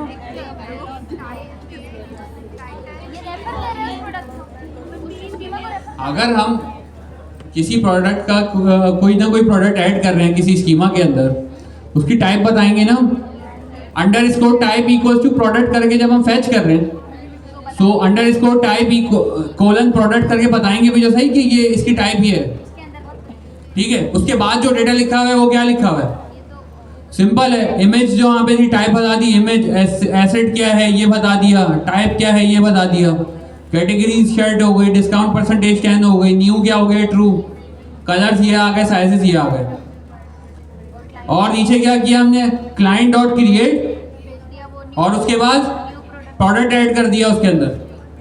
वो जो हमने ऑब्जेक्ट था ना वो उसको पास कर दिया और उसके थ्रू हमारे पास क्या होगा? प्रोडक्ट ऐड हो जाएगा। इतना क्लियर है? देखें प्रोडक्ट जब हम ऐड कर रहे होते हैं ना सैनिटी के अंदर कोड के जरिए, तो हम क्या करते हैं, सारे अपने जो प्रोडक्ट का जो स्कीमा हमने बताया वो सारा डेटा देते हैं, प्लस टाइप भी बताते हैं कि किस टाइप, इसकी टाइप क्या है, मतलब ये प्रोडक्ट के स्कीमा का है या ये ब्लॉक के स्कीमा का प्रोडक्ट है, ये किस स्कीमा का प्रोडक्ट है। जाके जब आप फैच करो underscore type equals to product से या underscore type equals to block से, तो आपको वही प्रोडक्ट्स मिले जो कि आपने डिफाइन किए हैं उस स्कीमा के अंदर। यहाँ तक क्लियर हो गया? ठीक है। अच्छा, एडिशनल नोट्स में क्या कह रही है? रेफरेंस का बता रहा है कि आपको इमेज का रेफरेंस चाहिए होता है जो सैनिटी में स्टोर्ड इमेज का यूनिक आइडेंटिफायर होता है। ठीक है, इसको कॉपी कर लें। अब इससे सही बता दिया। अब ये जो आपके पास प्रोडक्ट का ये स्कीमा बना हुआ आया है, एक मिसाल है, ठीक है, ये आप किसी ना किसी इनपुट फील्ड से ले रहे होगे डेटा। हमारे केस में कहां से आ रहा है? माइग्रेशन स्क्रिप्ट में। फेक स्टोर एपीआई नहीं है भाई, हमारी एपीआई बनाई है हमने। ठीक है, इसके अंदर अब थोड़ा सा दिखाते हैं कि भाई इसके अंदर वर्किंग कैसे चल रही है। देख रहे हैं यहाँ पे टाइप लिखी हुई है प्रोडक्ट। अब समझ में आ रहा है? नेम क्या आ रहा है? Product dot name. ये प्रोडक्ट कहाँ से मिला? उसको फंक्शन में से। फिर डिस्क्रिप्शन क्या है? Product dot description. प्राइस क्या है? Product dot price. इमेज के अंदर टाइप दी, इमेज रेफरेंस, इमेज आईडी दे दी। सही है? और क्या किया? कैटेगरी बता दी, डिस्काउंट परसेंटेज बता दिया, इज न्यू बता दिया, कलर्स बता दिए, साइजेस बता दिए। वही है जो इसने जनरेट करके दिया है मुझे। सेम ही है पर डेटा हार्ड कोड हुआ है। वो अगर डेटा में डायनेमिक करना है तो वो कहीं ना कहीं से हम रिसीव कर लेंगे। अब हम इसको चलाकर देखते हैं कि भाई हमारे पास ये परफेक्टली चल रहा है कि नहीं चल रहा। कॉपी किया यहाँ पे, और कौन सा वाला था हमारे पास? डेटा माइग्रेशन डॉट ये। सही है।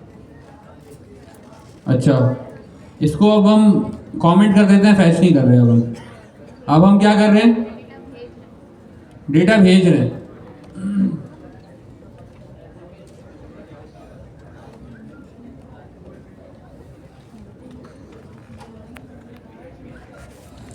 ठीक है, अब क्या करना है, सिंपल सा। अच्छा, प्रोडक्ट का नेम ऐसे दे देते हैं कि जिससे हम आइडेंटिफाई कर सकें कि भाई ये जो हमने प्रोडक्ट ऐड किया ये अभी किया था, वरना पहले से ही प्रोडक्ट रखे हुए ना मेरे पास। तो क्या दें प्रोडक्ट का नेम, नया प्रोडक्ट, चलें भाई ये लिख दिया हमने। अच्छा, ये करने के बाद हमने क्या किया, सिंपल सा वहीं पे गए अपने वापसी, यहाँ पर इसको आगे हिट किया। इसको हिट करने के बाद हमने क्या किया, सिंपल सा अपना सैनिटी का डैशबोर्ड खोला, इसको रिफ्रेश की करते हैं। रिफ्रेश करने के बाद हमें ये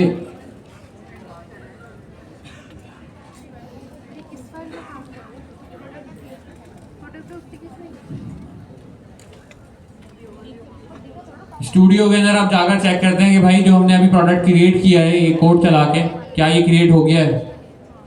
क्या लगता है आप लोगों को? सर वो कंसोल भी आया है, देख ले फिर बता देंगे। कंसोल भी आया होगा, सही बात की है।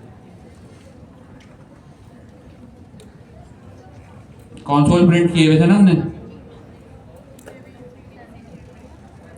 क्या कह रहा है?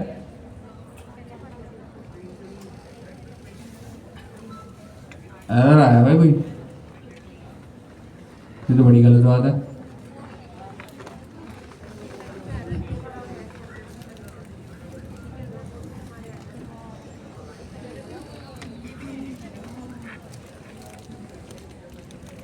हाँ,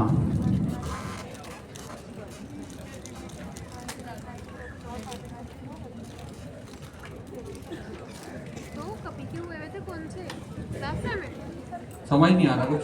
यार हमारे हुए हुए तो पहले चले देखते हैं, लोड हो गया होगा। अपडेट लिखा हुआ है लास्ट टाइम में था तो वो लैपटॉप में देख रहा है। इसकी जरूरत ही नहीं होगी तो कोई हमारा डेटा अकाउंट भी नहीं होगा। आप लोग सैनिटी के ही थ्रू ना पूरी एक फुल स्टैक एप्लीकेशन बना सकते हैं। अगर डेटाबेस नहीं भी रखे ना तो क्या करें, पीछे बैकएंड पे सैनिटी यूज कर लें, सारी चीजें सैनिटी के थ्रू। तो डेटाबेस जो आपको फ्री में मिला होगा वो भी लिमिटेड होगा, सैनिटी से आती है वो भी लिमिटेड होगा। क्योंकि क्या मसला होता है कि आपको सब कुछ फ्री में दे देंगे तो उनके घर कहाँ से चलेंगे भाई।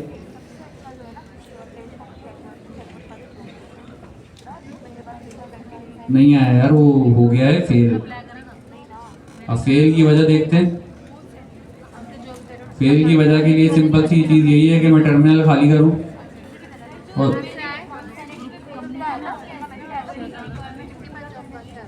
हाँ, वो वजह यही है।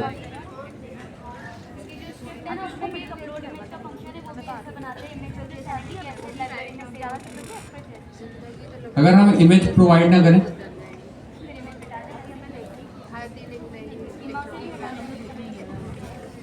नहीं स्कीमा में तो चाहिए ना मुझे, इमेज नहीं चाह रहा मैं, बस बाकी सारी चीजें चाह रहा हूँ। इसके अंदर ऑप्शन रख सकते हैं हम, रिक्वायर्ड का कुछ होता है।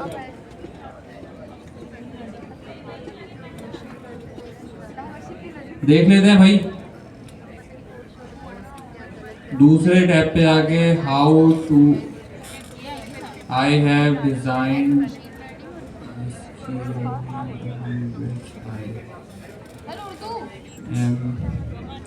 इतना नहीं है टाइम।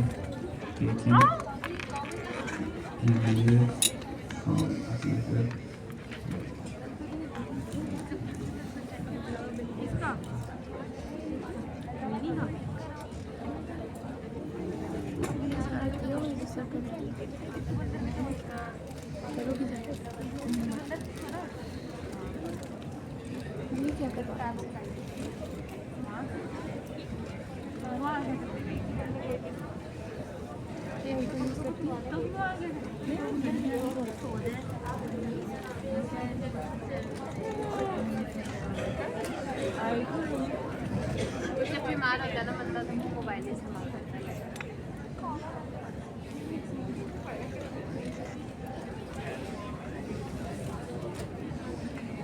जब मेरा फूड मिलता है मैं आधे घंटे तक रील्स देखती हूँ। इतनी मुझे खुशी मिलती है ना।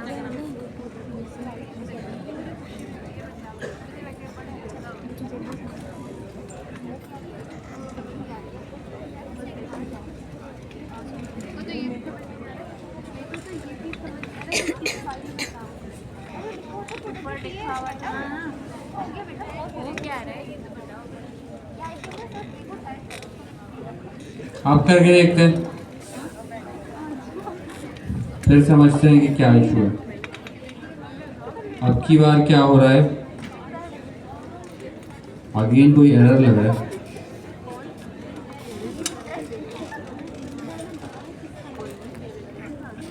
जी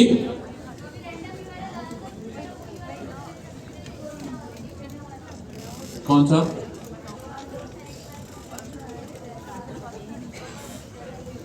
हाँ, वो बफर वाला जो चाहिए ना वो डिफरेंट है। उसके अंदर क्या कर सकते हो, एक डॉट क्रिएट इमेज यूआरएल का एक मेथड होता है, उसके थ्रू आप क्रिएट करते हैं यूज करते हुए, और वैसे ही सेव यही वाला होता है। और पहले क्या करना होता है, आपने सैनिटी के अंदर इंसर्ट करना होता है, और इंसर्ट करने के बाद फिर यूज करना होता है। बट यूजुअली हमारी जो इमेजेस है ना वो हम सैनिटी के अंदर रखते नहीं है। वो मैंने आपको बताया था क्या चीज की, कहाँ पर रखते हैं इमेजेस, इमेजेस वगैरह कहाँ पे रखते हैं, CDNs के ऊपर रखते हैं। क्यों? क्योंकि हमारे पास जो CDN है वो एक ऐसा सर्वर है जो कि पूरी दुनिया में जगह जगह पे डिप्लॉय हुआ है, और जहाँ से रिक्वेस्ट आती है उससे क्लोजेस्ट जो सर्वर होता है वहाँ से वो उस चीज़ को रिटर्न करता है। एक मिसाल है, अगर मैंने क्लाउडिनरी के CDN पे अपनी इमेजेस रखी हुई हैं, अगर मैं पाकिस्तान के अंदर से कॉल करता हूँ तो पाकिस्तान से जो नियरेस्ट सर्वर है उसका वो मुंबई के अंदर है, इंडिया में, तो वहाँ से मुझे फैच करके देगा। जो बंदा US में से अगर कॉल करता है मेरी इमेजेस को, तो उसको वहाँ से जाके रिटर्न करेगा इमेजेस। ठीक है, वो हमारे पास इमेज का इशू था। इमेज के इशू के अंदर आ जाते हैं, देख लेते हैं भाई अभी हमने जो प्रोडक्ट क्रिएट किया क्या अब क्रिएट हो गया है कि नहीं हुआ। अब हमारे पास क्रिएट हो गया, अब हमारे पास क्रिएट हो गया। अच्छा, अब मेन चीज ये है कि इसके अंदर ऐड कर लेते हैं कि भाई कोई इमेज का URL उठाते हैं। किसने, एक सेकंड में पॉज कर।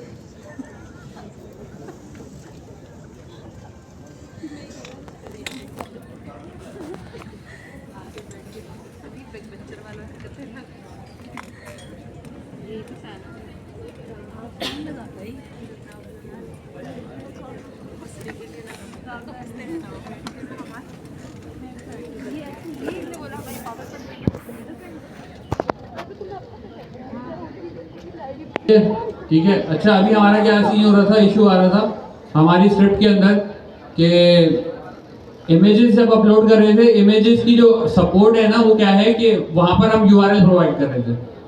बट सैनिटी क्या चीज़ लेता है, हम अगर ये चीज़ को ऐसे देखें डेटाबेसेस के अंदर तो हम लोग नॉर्मल स्ट्रिंग सेव कर देते हैं ना, बट जो इमेजेस जहाँ पर ट्रांसपोर्ट होती है ना कि एक मीडियम से दूसरे मीडियम के अंदर, तो उसको कहते हैं हम एरे बफर। अच्छा, ये चीज़ समझने की ज़रूरत नहीं है, लेकिन सिंपली ये जो स्क्रिप्ट बनी कैसे, सैनिटी के अंदर CRUD कैसे होता है। एक मिसाल है आपको यूज़र से, आप एक मिसाल है ऐसा डैशबोर्ड बनाना चाहते हैं जहाँ पर आप यूज़र से फ्रंट एंड से एक इमेज ले रहे हैं उसको सैनिटी में सेव कर रहे हैं, ऐसा भी तो हो सकता है ना। एक मिसाल है कस्टमर रिव्यूज़ होते हैं, मार्केट प्लेस अगर आप बना रहे हैं उसमें कस्टमर रिव्यूज़ का सेक्शन होता है, उसके अंदर यूज़र जो है वो अपनी कोई आप जो प्रोडक्ट उसने बनाई है उसकी इमेजेस खींच के अपलोड भी कर सकता है, ऐसे ही होता है। सो उस सिनेरियो के अंदर आपके पास क्या सीन है कि भाई वो प्रोडक्ट की तस्वीर खींच के अपलोड करवाएगा, तो वो इमेज सेव कैसे करनी है। अभी तो हमने टेक्सचुअल डेटा सेव कराया, हो गया, ऐसे ही था ना, नहीं हुआ, इमेज सेव नहीं हुई, टेक्सचुअल डेटा तो सेव हो गया, वो मैंने स्कीमा से इमेज हटा दिया था, और जो सेव कराते हैं वहाँ से भी इमेज हटा दिया था, बाकी सारा डेटा सेव हो गया यहाँ पर। और हमारा जो प्रोडक्ट है नया प्रोडक्ट के नेम से जो हमने क्रिएट किया था वो यहाँ पर क्रिएट हो गया, सारा डेटा यहाँ पर सेव भी हो रहा है, इसके साइजेस भी आ रहे हैं, कलर्स भी आ रहे हैं, सब कुछ आ रहा है। सिर्फ इमेज का इशू आया हमारे पास। ठीक है, इमेजेस का इशू आया ना सिर्फ। सो अब हम वो देख लेते हैं कि भाई राइट नाउ मैं क्या करता हूँ कि भाई URL के थ्रू अपलोड करके देख लेते हैं। आप लोग क्या करेंगे, आप लोगों को सिस्टम में से ही मिल जाएगी। जब वो एक इनपुट टाइप अपलोड लगाते हैं तो वहाँ से इमेज जब अपलोड करते हैं तो वहाँ से एरे बफर मिल जाती है। यूज़ की होगी आप, किए आप लोगों ने input type upload, input type file जी? नहीं, वो बेसिकली क्या है, वो आपके पास नॉर्मल HTML का इनपुट का टैग होता है, अपलोड का बटन होता है, क्लिक करते हो आपको वो सिस्टम का पॉपअप खुल जाता है। वो कैसे कर रहा है, इनपुट टाइप फाइल से कर रहा है। तो मैं यहाँ से क्या करता हूँ, इसका इमेज का जो है URL कॉपी किया मैंने, और मैं वापसी आता हूँ ChatGPT के पास, और मैं इसको ये बोलता हूँ कि भाई ये इमेज का URL है, इस इमेज है, मेरे कोड को अपडेट करो एंड और इस इमेज को डाउनलोड करके सैनिटी में अपलोड करो। अभी मेरे पास एरर आ रहा है। ठीक है, इतना कर दिया हमने।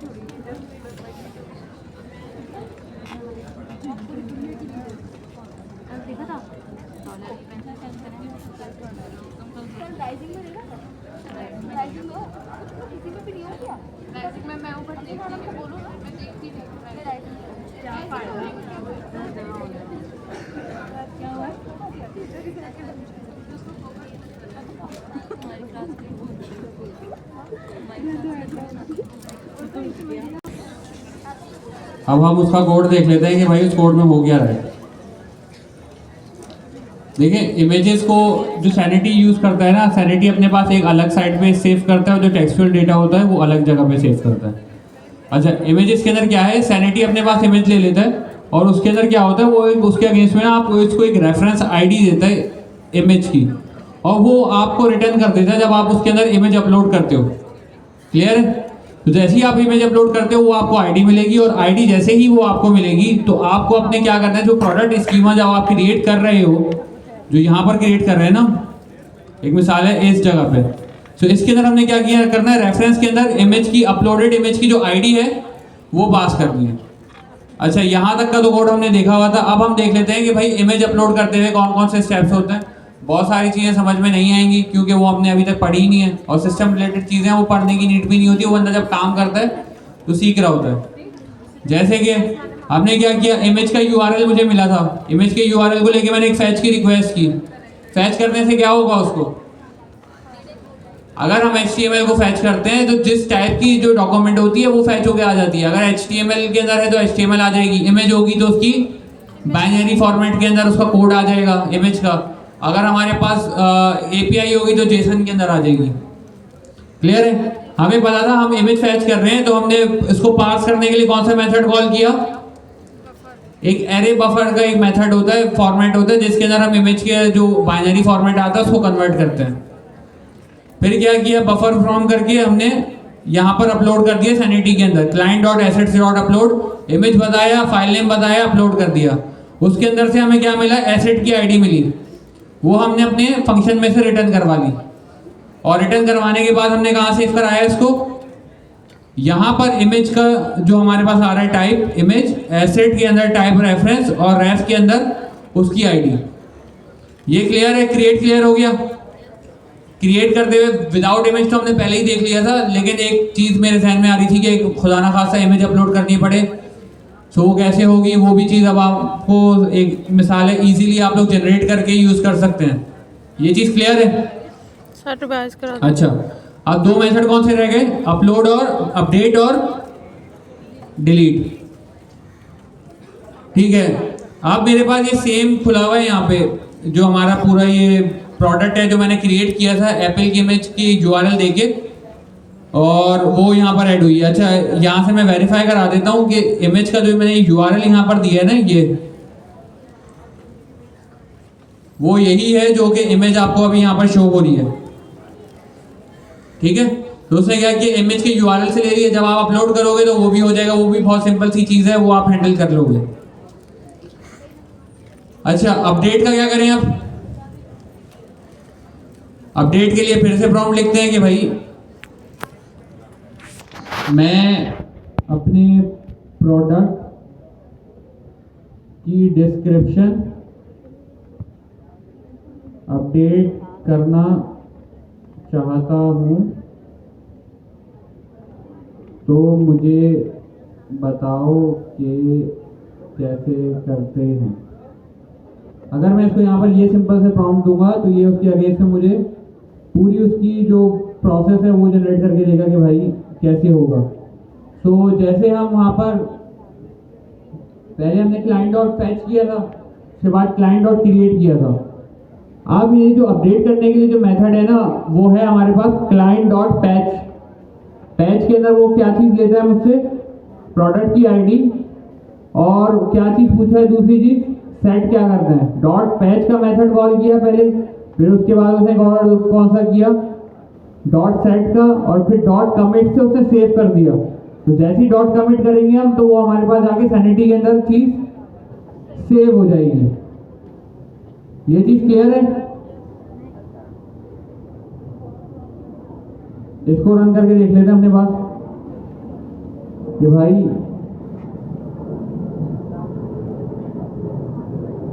डेटा हमारे पास सेव कैसे होगा अपडेट होने के बाद। तो मैं यहाँ से लेके यहाँ तक का कोड जो है पहले का, इसको कर देते हैं दोबारा से कमेंट या उड़ाई दें इसको।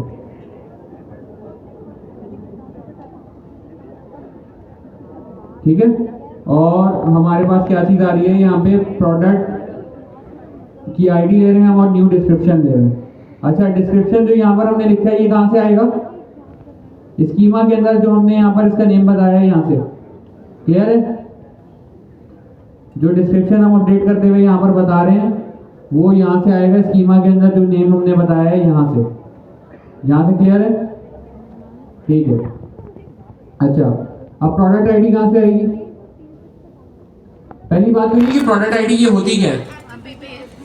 सैनिटी से जब हम डेटा फैच कर रहे थे तो वहाँ पर एक अंडरस्कोर आईडी आ रही थी, सो वही आपकी प्रोडक्ट की आईडी है। सो उसके लिए हमारे पास यहाँ पर शायद विजन आ रहा हो, ये विजन मेरे पास नजर नहीं आ रहा, पता नहीं क्या मसला है। यहाँ पे 2 टैब आ रहे हैं, तीसरा नहीं आ रहा। शायद फ्री ट्रायल एक्सपायर हो गया, इस वजह से तो नहीं हो रहा। यही मसला है ना, फ्री ट्रायल एक्सपायर हो गया, इस वजह से विजन यहाँ पे नहीं आ रहा। तो अब हम क्या कर सकते हैं? सिंपल सा तरीका होता है कि फैच करके देख लें क्या आ रहा है हमारे पास।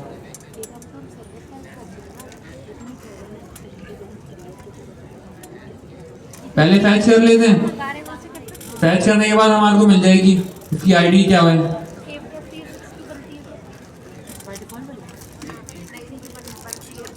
मेरे पास डेटा आ गया और डेटा के अंदर से मैं आईडी देख लेता हूँ कहाँ पे आ रही है मेरे पास।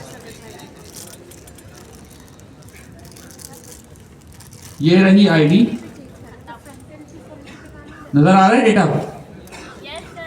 मैंने उसको फैच किया। हमेशा देखें 2 तरीके की अप्रोचेज होती है। यूजुअली क्या होता है, बहुत सारे टाइम पे क्लाइंट आपके पास आएगा, बोलेगा मेरा ये काम करना है, आपने ये API बनानी है। आप उसको बोलोगे डेटाबेस एक्सेस दे दो, बोले वो तो नहीं दे सकता, उसके अंदर मेरा काम का डेटा है, ये जो भी चीज़ है। तो उस टाइम पे हम लोग क्या कर रहे होते हैं, हम लोग API बनाते हैं सबसे पहले पोस्ट की। ठीक है, डेटा पोस्ट करते हैं और गेट कर करके चेक कर रहे होते हैं बार बार। कि भाई जैसे जो डेटा पोस्ट किया था वही गाइड करके देख लो, अगर आ गया तो समझ लो कि सही आपने किया है पोस्ट, अगर नहीं आया तो समझ लो कि गलती हुई है कोई।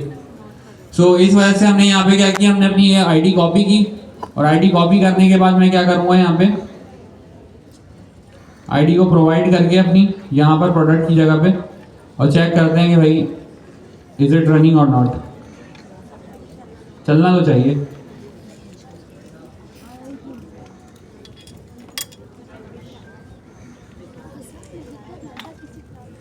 ठीक है, मैंने इसको यहाँ से रन किया। रन करने के बाद कोड के ऊपर आते हैं अपने, यहाँ पर टर्मिनल पे देख लेते हैं कुछ एरर तो नहीं आया, क्योंकि हमारे आज हर चीज़ में एरर ही आ रहा है।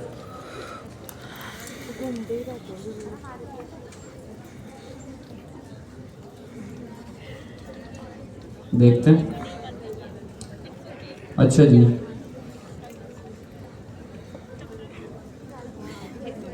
This is the updated description for the product, और ये हमने जो न्यू डिस्क्रिप्शन प्रोवाइड की थी वो यही थी।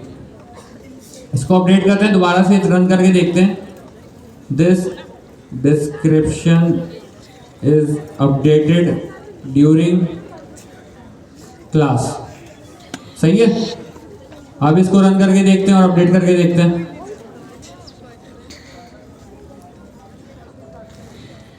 और अभी हमारे पास क्या हो गई है, डिस्क्रिप्शन जो मैंने अपने कोड के अंदर लिखी थी, description is updated during class, और मैंने यहाँ पे क्या प्रोवाइड की थी, description is updated during class. So इसके अंदर हम कुछ भी नहीं कर रहे, जो हमारा जो अपडेट वाला मेथड है इसके अंदर सिर्फ सिंपल सा क्या करना है, क्लाइंट डॉट पैच, उसके अंदर अंडरस्कोर आईडी प्रोवाइड करनी है, क्लाइंट डॉट सेट, जो भी चीज़ आपको अपडेट करनी है वो वाली चीज़ प्रोवाइड करनी है। और अगर मल्टीपल चीज़ें प्रोवाइड करनी हो तो कैसे करोगे, ऑब्जेक्ट है ना ये, कॉमा लगा के सारे लिख देना, और एंड के ऊपर क्या करना है, क्लाइंट डॉट कमिट। कमिट इसलिए करते हैं जब भी हम कोई चीज़ अपडेट कर देते हैं ना, जैसे हम पब्लिश कर देते हैं ना, आपने देखा था हम लोग पब्लिश के बटन पे क्लिक करते थे तो जाकर वो अपडेट हो रहा था अपने डेटा सेट के अंदर। तो यहाँ पर भी क्या करते हो, आप अपडेट तो कर देते हो, लेकिन जब तक आप कमिट नहीं करोगे ना, तो जब तक वो पुश नहीं होगा वहाँ पर। तो पब्लिश के लिए आप क्या करते हो, डॉट कमिट का मेथड रन कर देते हो, ताकि वो क्या करेगा, आपकी क्वेरी को ख़त्म कर देगा और वहाँ पर जाके डेटा को अपडेट कर देगा। क्लियर हो गया, फैच क्लियर हुआ जी।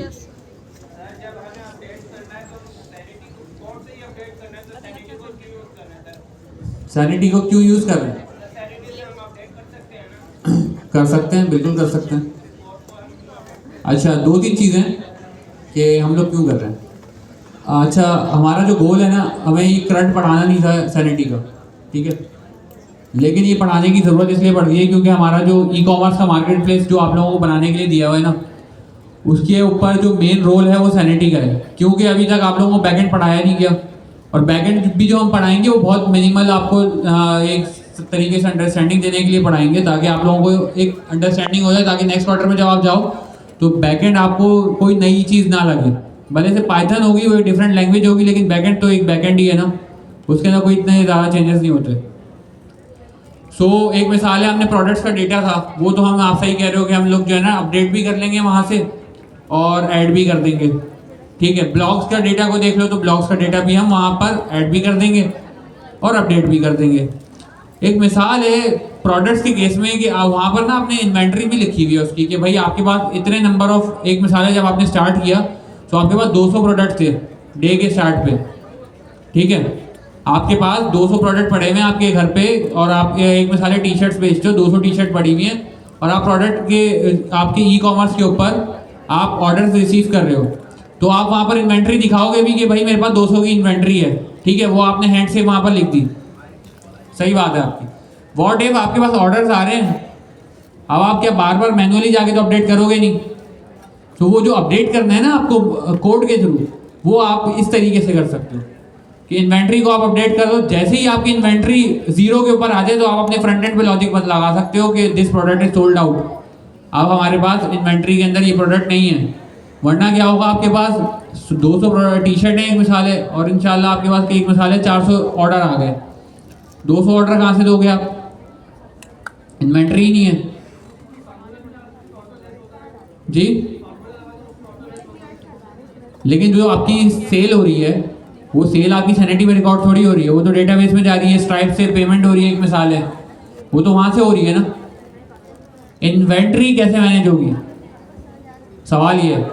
और एक मिसाल है, चलें इन्वेंट्री भी मैं डेटाबेस की जगह, यहाँ पर ऑर्डर्स भी जो हैं वो डेटाबेस की जगह मैं सैनिटी में रख देता हूँ, लेकिन सैनिटी में तो मैं क्रिएट कर रहा हूँ ना, कहाँ पर, ऑर्डर्स के स्कीमा के अंदर, लेकिन प्रोडक्ट के स्कीमा में उसकी क्वांटिटी कम कैसे होगी, वो मुझे अपडेट करनी पड़ेगी मैनुअली। सो वो मैनुअली जो अपडेट करनी पड़ेगी वो मैं इस तरीके से कर सकता हूँ। अब क्लियर है?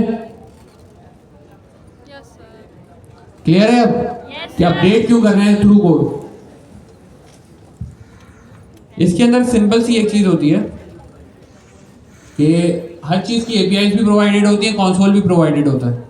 एक मिसाल है, ब्लॉग्स का डेटा है, ब्लॉग्स के अंदर आपके ऊपर ना वहाँ पे नंबर ऑफ व्यूज लिखे हुए आ रहे होते हैं, साइट के ऊपर देखा कि भाई इसके ऊपर 1 लाख व्यूज हैं, 2 लाख व्यूज हैं, कि 2 लाख रीडर्स आए थे पढ़ के गए। अब ये चीज़ अपडेट करनी है मुझे। अब ये चले इन्वेंट्री वाले केस में मेरे पास एक मिसाल है, ऑर्डर आता है, मैं जाके ना जल्दी से अपडेट कर देता हूँ इन्वेंट्री, तो क्या पता मेरे पास 1-2 ऊपर नीचे ऑर्डर हो जाएं, लेकिन एक मिसाल है चले मैंने कर लिया। व्यूज को कैसे मैनेज करेंगे, वो तो इतनी तेजी से फास्टली आते हैं, तो वो चीज़ें भी हमें थ्रू कोड अपडेट करनी पड़ती हैं। डेटाबेस के केस में भी ऐसे ही होता है, सैनिटी के केस में भी ऐसे ही होता है। अब आई होप ये अपडेट वाली चीज़ क्लियर होगी। क्लियर है? सही है। बस लास्ट हमारा इसके ऊपर एक मेथड है, कौन सा? डिलीट का। अच्छा, डिलीट से पहले मैं ये कह रहा हूँ कि आप लोगों को ये अपडेट वाली जो है ना, ये आप लोग ज़रूर रन कर लें, क्योंकि ये मैं 5 मिनट का ब्रेक दे रहा हूँ। 5 मिनट के बाद बिल्कुल एग्जैक्टली हम 50 के ऊपर क्लास स्टार्ट करेंगे। डिलीट के अंदर कुछ भी नहीं है, डिलीट के अंदर समझ लें कि ये यहाँ पर डिलीट का एक मेथड होता है और प्रोडक्ट आईडी देनी होती है, दैट्स इट। फिर भी इसको यहाँ पर आएंगे, हम लिखेंगे भाई how to delete product from Sanity using, ठीक है। मैंने सिंपल सा प्रॉम्प्ट लिखा, how to delete product from Sanity using code, तो वो मुझे बता देगा कि भाई कैसे होगा। इसने क्या दिया है, डॉट डिलीट का मेथड, कि भाई क्लाइंट डॉट डिलीट और प्रोडक्ट की आईडी दे दो, उसके बाद वो खुद ही डिलीट कर देगा। तो हमारे पास जो कोड लिखा हुआ है इसी के अंदर हम क्या कर सकते हैं, ये पैच की जगह डिलीट हो जाएगा, ठीक है, और ये दोनों मेथड यहाँ से हट जाएंगे।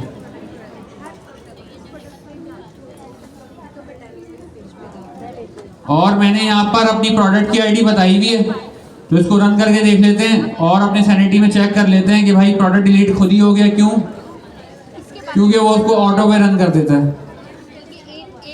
एक दफ़ा दोबारा दिखाता हूँ।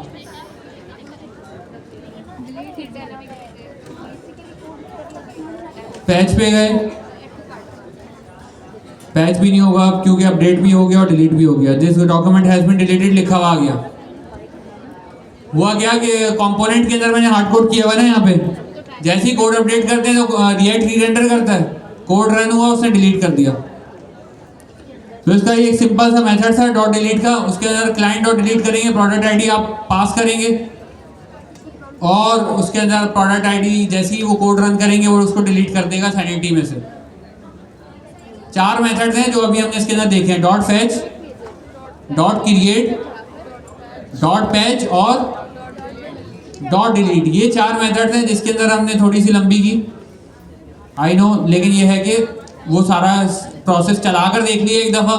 एक मिसाल है कि हम डिस्कस कर रहे होते चीज़ें, लेकिन ये है कि हमने चला कर देख लिया, तो ये है कि चीज़ें थोड़ी सी क्लैरिटी में आ गई।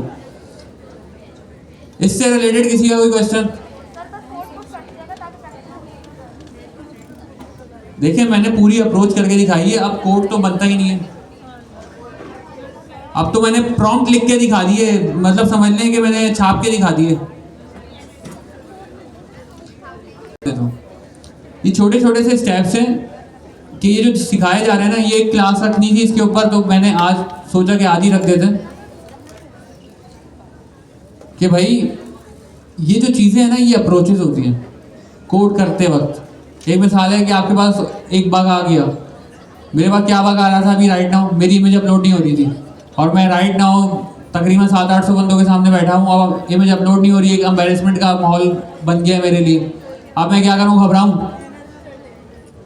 नहीं ना, क्या कर सकता हूँ? सबसे बेस्ट जो चीज़ है उसको डिबग कर सकता हूँ। तो 10-15 मिनट मेरे लगे, मैंने डिबग कर लिया, इमेज अपलोड हो गई मेरी, मेरे पास कोड आ गया उसका, चल रहा है। लेकिन मुझे ये पता नहीं था कि सैनिटी के अंदर इमेज कैसे अपलोड करते हैं। जो एक बात है, मिसाल है कि क्योंकि ये वो टूल्स हैं जो हम लोग डे टू डे पे यूज़ नहीं कर रहे होंगे। एक मिसाल है, टाइप स्क्रिप्ट के लिए अगर आप प्रॉम्प्ट लिख रहे हो ना कि भाई मुझे एक फंक्शन जनरेट करके दे दो जो 2+2 का कैलकुलेटर बना दे, तो ये वो चीज़ है जहाँ पर आप गलत हो। सही है। ये एक मिसाल है सैनिटी की कोई एक चीज़ हो गई जो आप शादिर और नादिर यूज़ करते हो, या आपके पास क्या पता क्लाइंट आ रहे हो तो आप यूज़ कर रहे होगे, तो आपको ये जनरेट करने की नीड नहीं पड़ेगी कि भाई इसको कैसे जनरेट करेंगे, क्या होगा। एक मिसाल है, आप कोई एनिमेशन कर रहे हो, अब एनिमेशन आप डेली बेसिस पे नहीं कर रहे होते, तो आपने जनरेट करा लिया, आपको पता लग गई अप्रोच के भाई प्रॉम्प्ट कैसे लिख रहे होते हैं, बता किस तरीके से रहे होते हैं, एक प्रॉपर कॉन्टेक्स्ट बताते हैं। चैट जीपीटी को भी आप समझा रहे हो या किसी भी एआई टूल को समझा रहे हो, आप एक कॉन्टेक्स्ट समझाते हो कि भाई मेरे केस में क्या था कि मुझे कोड के थ्रू एक प्रोडक्ट ऐड करना था अपने सैनिटी के अंदर, और दूसरी चीज़ क्या मैंने उसको प्रोवाइड की कि भाई ये स्कीमा है मेरा, ताकि वो कोई गलती ना करे स्कीमा से रिलेटेड। तो उसने स्कीमा से रिलेटेड कोई भी गलती नहीं की। क्या मसला हो रहा था? सिर्फ इमेज अपलोड नहीं हो रही होती। तो पहले मैंने इमेज को हटा दिया था स्कीमा में से, और वहाँ से भी तो अपलोड किया तो डेटा अपलोड हो गया। फिर मैंने क्या किया, इमेज को अपलोड करने के लिए उसका एक फंक्शन बना लिया, फंक्शन की आईडी वहाँ पर प्रोवाइड कर दी। क्लियर है? इमेज भी मेरी अपलोड हो गई। सो ये स्टेप बाय स्टेप प्रोसेसेस होते हैं जिसके थ्रू आप कर सकते हो। एक मिसाल है, अभी आपको अगर जैसे आप लोग कह रहे हैं how to implement add to cart functionality step by step, अभी बताएगा मुझे, लेकिन उसके एक प्रॉम्प्ट का स्ट्रक्चर होता है। ऐड टू कार्ट फंक्शनैलिटी, बहुत सारे लोग ऐसे प्रॉम्प्ट लिखते हैं कि वो दिमाग घूम जाता है उसका। अब उससे पकड़ा खुद ही से कि भाई रिएक्ट, आप दिखा रहे हैं मुझे क्या कर रही है,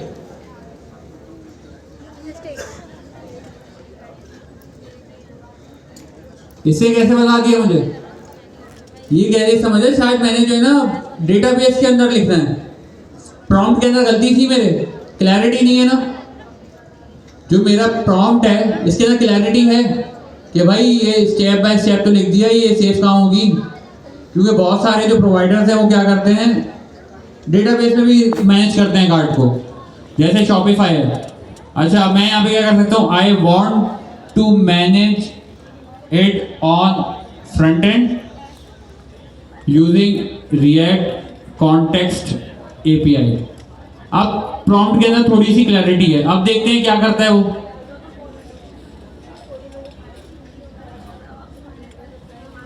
अब क्या कह रही है, अब इसे मुझे बता रहे कॉन्टेक्स्ट एपीआई कैसे बन रही है, और उसके अंदर क्या क्या चीजें होंगी, कौन कौन से मेथड्स होंगे, update quantity, remove from cart, add to cart, cart की स्टेट बनाई हुई है इससे, जो मैं आपको बता रहा था कि यूज स्टेट बना लो, और प्रोवाइडर बना के इसने मुझे दिया, और एक कस्टम हुक बनाकर दे दिया। उसके बाद क्या किया है, ये देखें इसने क्या किया, कार्ड प्रोवाइडर को कहाँ पर लगाया है, बस इसको उठा के लेआउट पे लगाया है। जो हमारे पास लेआउट होता है ना हमारे यहाँ पर, हमारी एप्लीकेशन के अंदर जो लेआउट होता है, यहाँ पर उसको लगा देना है चिल्ड्रन के ऊपर। यहाँ पर ऐसे, यहाँ पर आप टैग क्रिएट करोगे, इस चिल्ड्रन को ना उसके अंदर रैप कर दोगे जो आपको मिला है। सो ये वो चीजें हैं जिसके थ्रू आप जनरेट कर सकते हो, लेकिन पहले उसको सीख लो। जैसे रिएक्ट कॉन्टेक्स्ट एपीआई है ना, ये आपको पहले आनी चाहिए जनरेट कराने से पहले। क्यों? कि वो आपको इतने एरर देगा, गलत कोड प्रोवाइड कर देगा, आपको पता ही नहीं लगेगा कोड में बग किस जगह पे। बग आइडेंटिफाई करना भी एक वो चीज़ है जिसके अंदर आपको बहुत ज़्यादा टाइम लग जाता है, आपका टाइम वेस्ट हो जाता है छोटी सी चीज़ के ऊपर। अभी ऐसे स्कीमा है सैनिटी के अंदर, अभी जो मैंने कोड जनरेट करवाया था इसके अंदर मुझे ये पता था कि ये जो जनरेट कर रहा है ना, इसके अंदर जिस स्कीमा की बेसिस पे से जनरेट किया है वो सही है। इमेज अपलोड कैसे होती है वो भले से डिफरेंट हो, वो मैं और थोड़ा सा डिबग कर सकता हूँ, लेकिन अगर स्कीमा से रिलेटेड अगर कोई गलती होती ना तो वहाँ पर वो दिखाता ही नहीं, मुझे एरर आ रहा था। वैसे ही कॉन्टेक्स्ट एपीआई आपको आनी चाहिए। कॉन्टेक्स्ट एपीआई के अंदर कार्ड कैसे मैनेज होगी ये आप सीख सकते हो, जनरेट कर सकते हो, बहुत सारी चीज़ें कर सकते हो। वैसे ही सैनिटी में भी है। और वैसे ये शिपिंग की जो एपीआई की बात आप कर रही हैं मैंने देखा नहीं है, और लेकिन ये है कि थोड़ा सा कुछ मिक्स एंड मैच करके ये हो जाएगा मैनेज। क्या है उन एपीआई के अंदर, कोई बता सकता है क्या थी वो एपीआई शिपिंग की?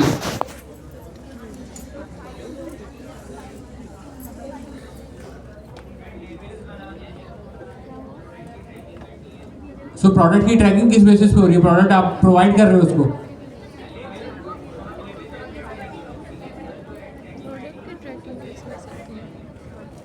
तो प्रोडक्ट का डेटा कैसे जाएगा कि प्रोडक्ट यहाँ पहुँच गया, यहाँ पहुँच गया, यहाँ पहुँच गया उस एपीआई के पास? वो डेमो डेटा दे रहा है, मॉक डेटा दे रहा है। अच्छा ठीक है, तो उसमें क्या इशू आ रहा है?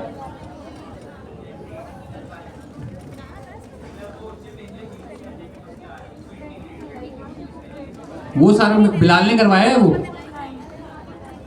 सो मीन्स कि वो शायद हैकेथॉन के अंदर हमें यूज भी ना करना हो।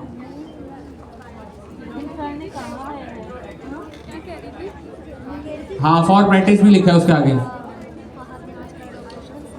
प्रैक्टिस कर लो ज़्यादा अच्छा है, क्योंकि वो जो शिप इंजन है ना वो ज़रूरी है, वो सारी की सारी जो शिपमेंट एपीआई है ना ऐसी चलती हैं। हमारे पास सबसे ज़्यादा मशहूर जो कुरियर प्रोवाइडर है टीसीएस है, टीसीएस भी इसी तरीके से एक एपीआई दे देता है हमें कि भाई आप जब प्रोडक्ट बेचो ना, जब आप हमारे पास आएगा सो वो एक ट्रैकिंग आईडी डाल देगा उसके ऊपर, सारे कैरियर्स हैं। तो फिर तो ये बहुत अच्छा है ना, इसको यूज़ करो, प्रैक्टिस करो इसकी, करते रहो। इंशाल्लाह क्या पता हमारे पास नेक्स्ट क्लास के अंदर या कमिंग क्लासेस के अंदर टाइम मिला ना पेमेंट इंटीग्रेशन के बाद, तो ये है कि फिर हम इसको देख सकते हैं। हम ट्राई देखते हैं कि कौन सा वाला यूज़ करें, हम कोई लोकल यूज़ कर लेंगे। हाँ वरना इशू यही आएगा स्ट्राइप के ऊपर, इशू ये है कि स्ट्राइप का अकाउंट नहीं बनता पाकिस्तान से।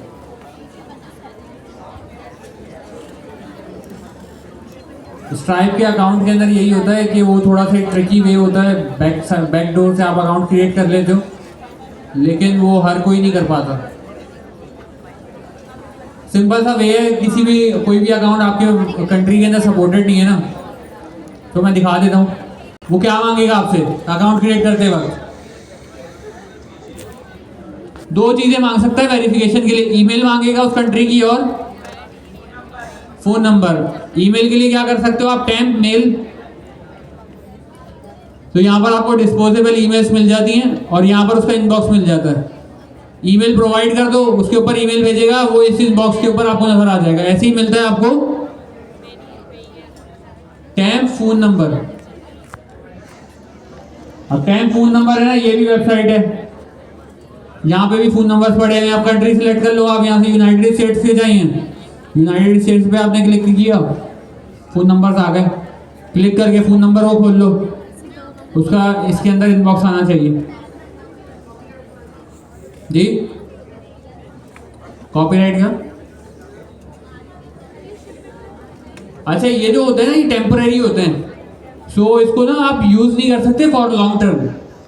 ये क्या हुआ, थोड़ी सी देर के बाद ये नंबर्स एक्सपायर हो जाते हैं और ईमेल्स भी एक्सपायर हो जाती हैं, तो आपने with in the span of 10 minutes इसको यूज़ करना है और डिस्कार्ड करना है, ठीक है। अब देखो यहाँ पर जो है ना मैसेजेस आ रहे हैं, किसी ने यूज़ किया होगा इसको, देख रहे हैं ओटीपी आई हुई है, जो नंबर मैंने खोला हुआ है इसके ऊपर एक ओटीपी आया हुआ है, 111 आया हुआ है, फिर ये ओटीपी आया हुआ है 403507 और भी बहुत सारी चीज़ें आई हैं। सो ये वो चीज़ है जिसके थ्रू आप अकाउंट क्रिएट कर सकते हो जो कि ब्लॉक्ड है। पहले वर्सेल का अकाउंट पाकिस्तान से नहीं बनता था, तो हम लोगों ने इसी तरीके से बनाया था, और स्ट्राइप का अकाउंट भी हम लोगों ने इसी तरीके से बनाया था। और जितनी भी वेबसाइट्स हैं जहाँ पे पाकिस्तान की कंट्री ब्लॉक्ड है, वहाँ पे यूनाइटेड स्टेट्स पे क्लिक करो और यहाँ से फ़ोन नंबर उठाकर डाल दो। क्लियर है?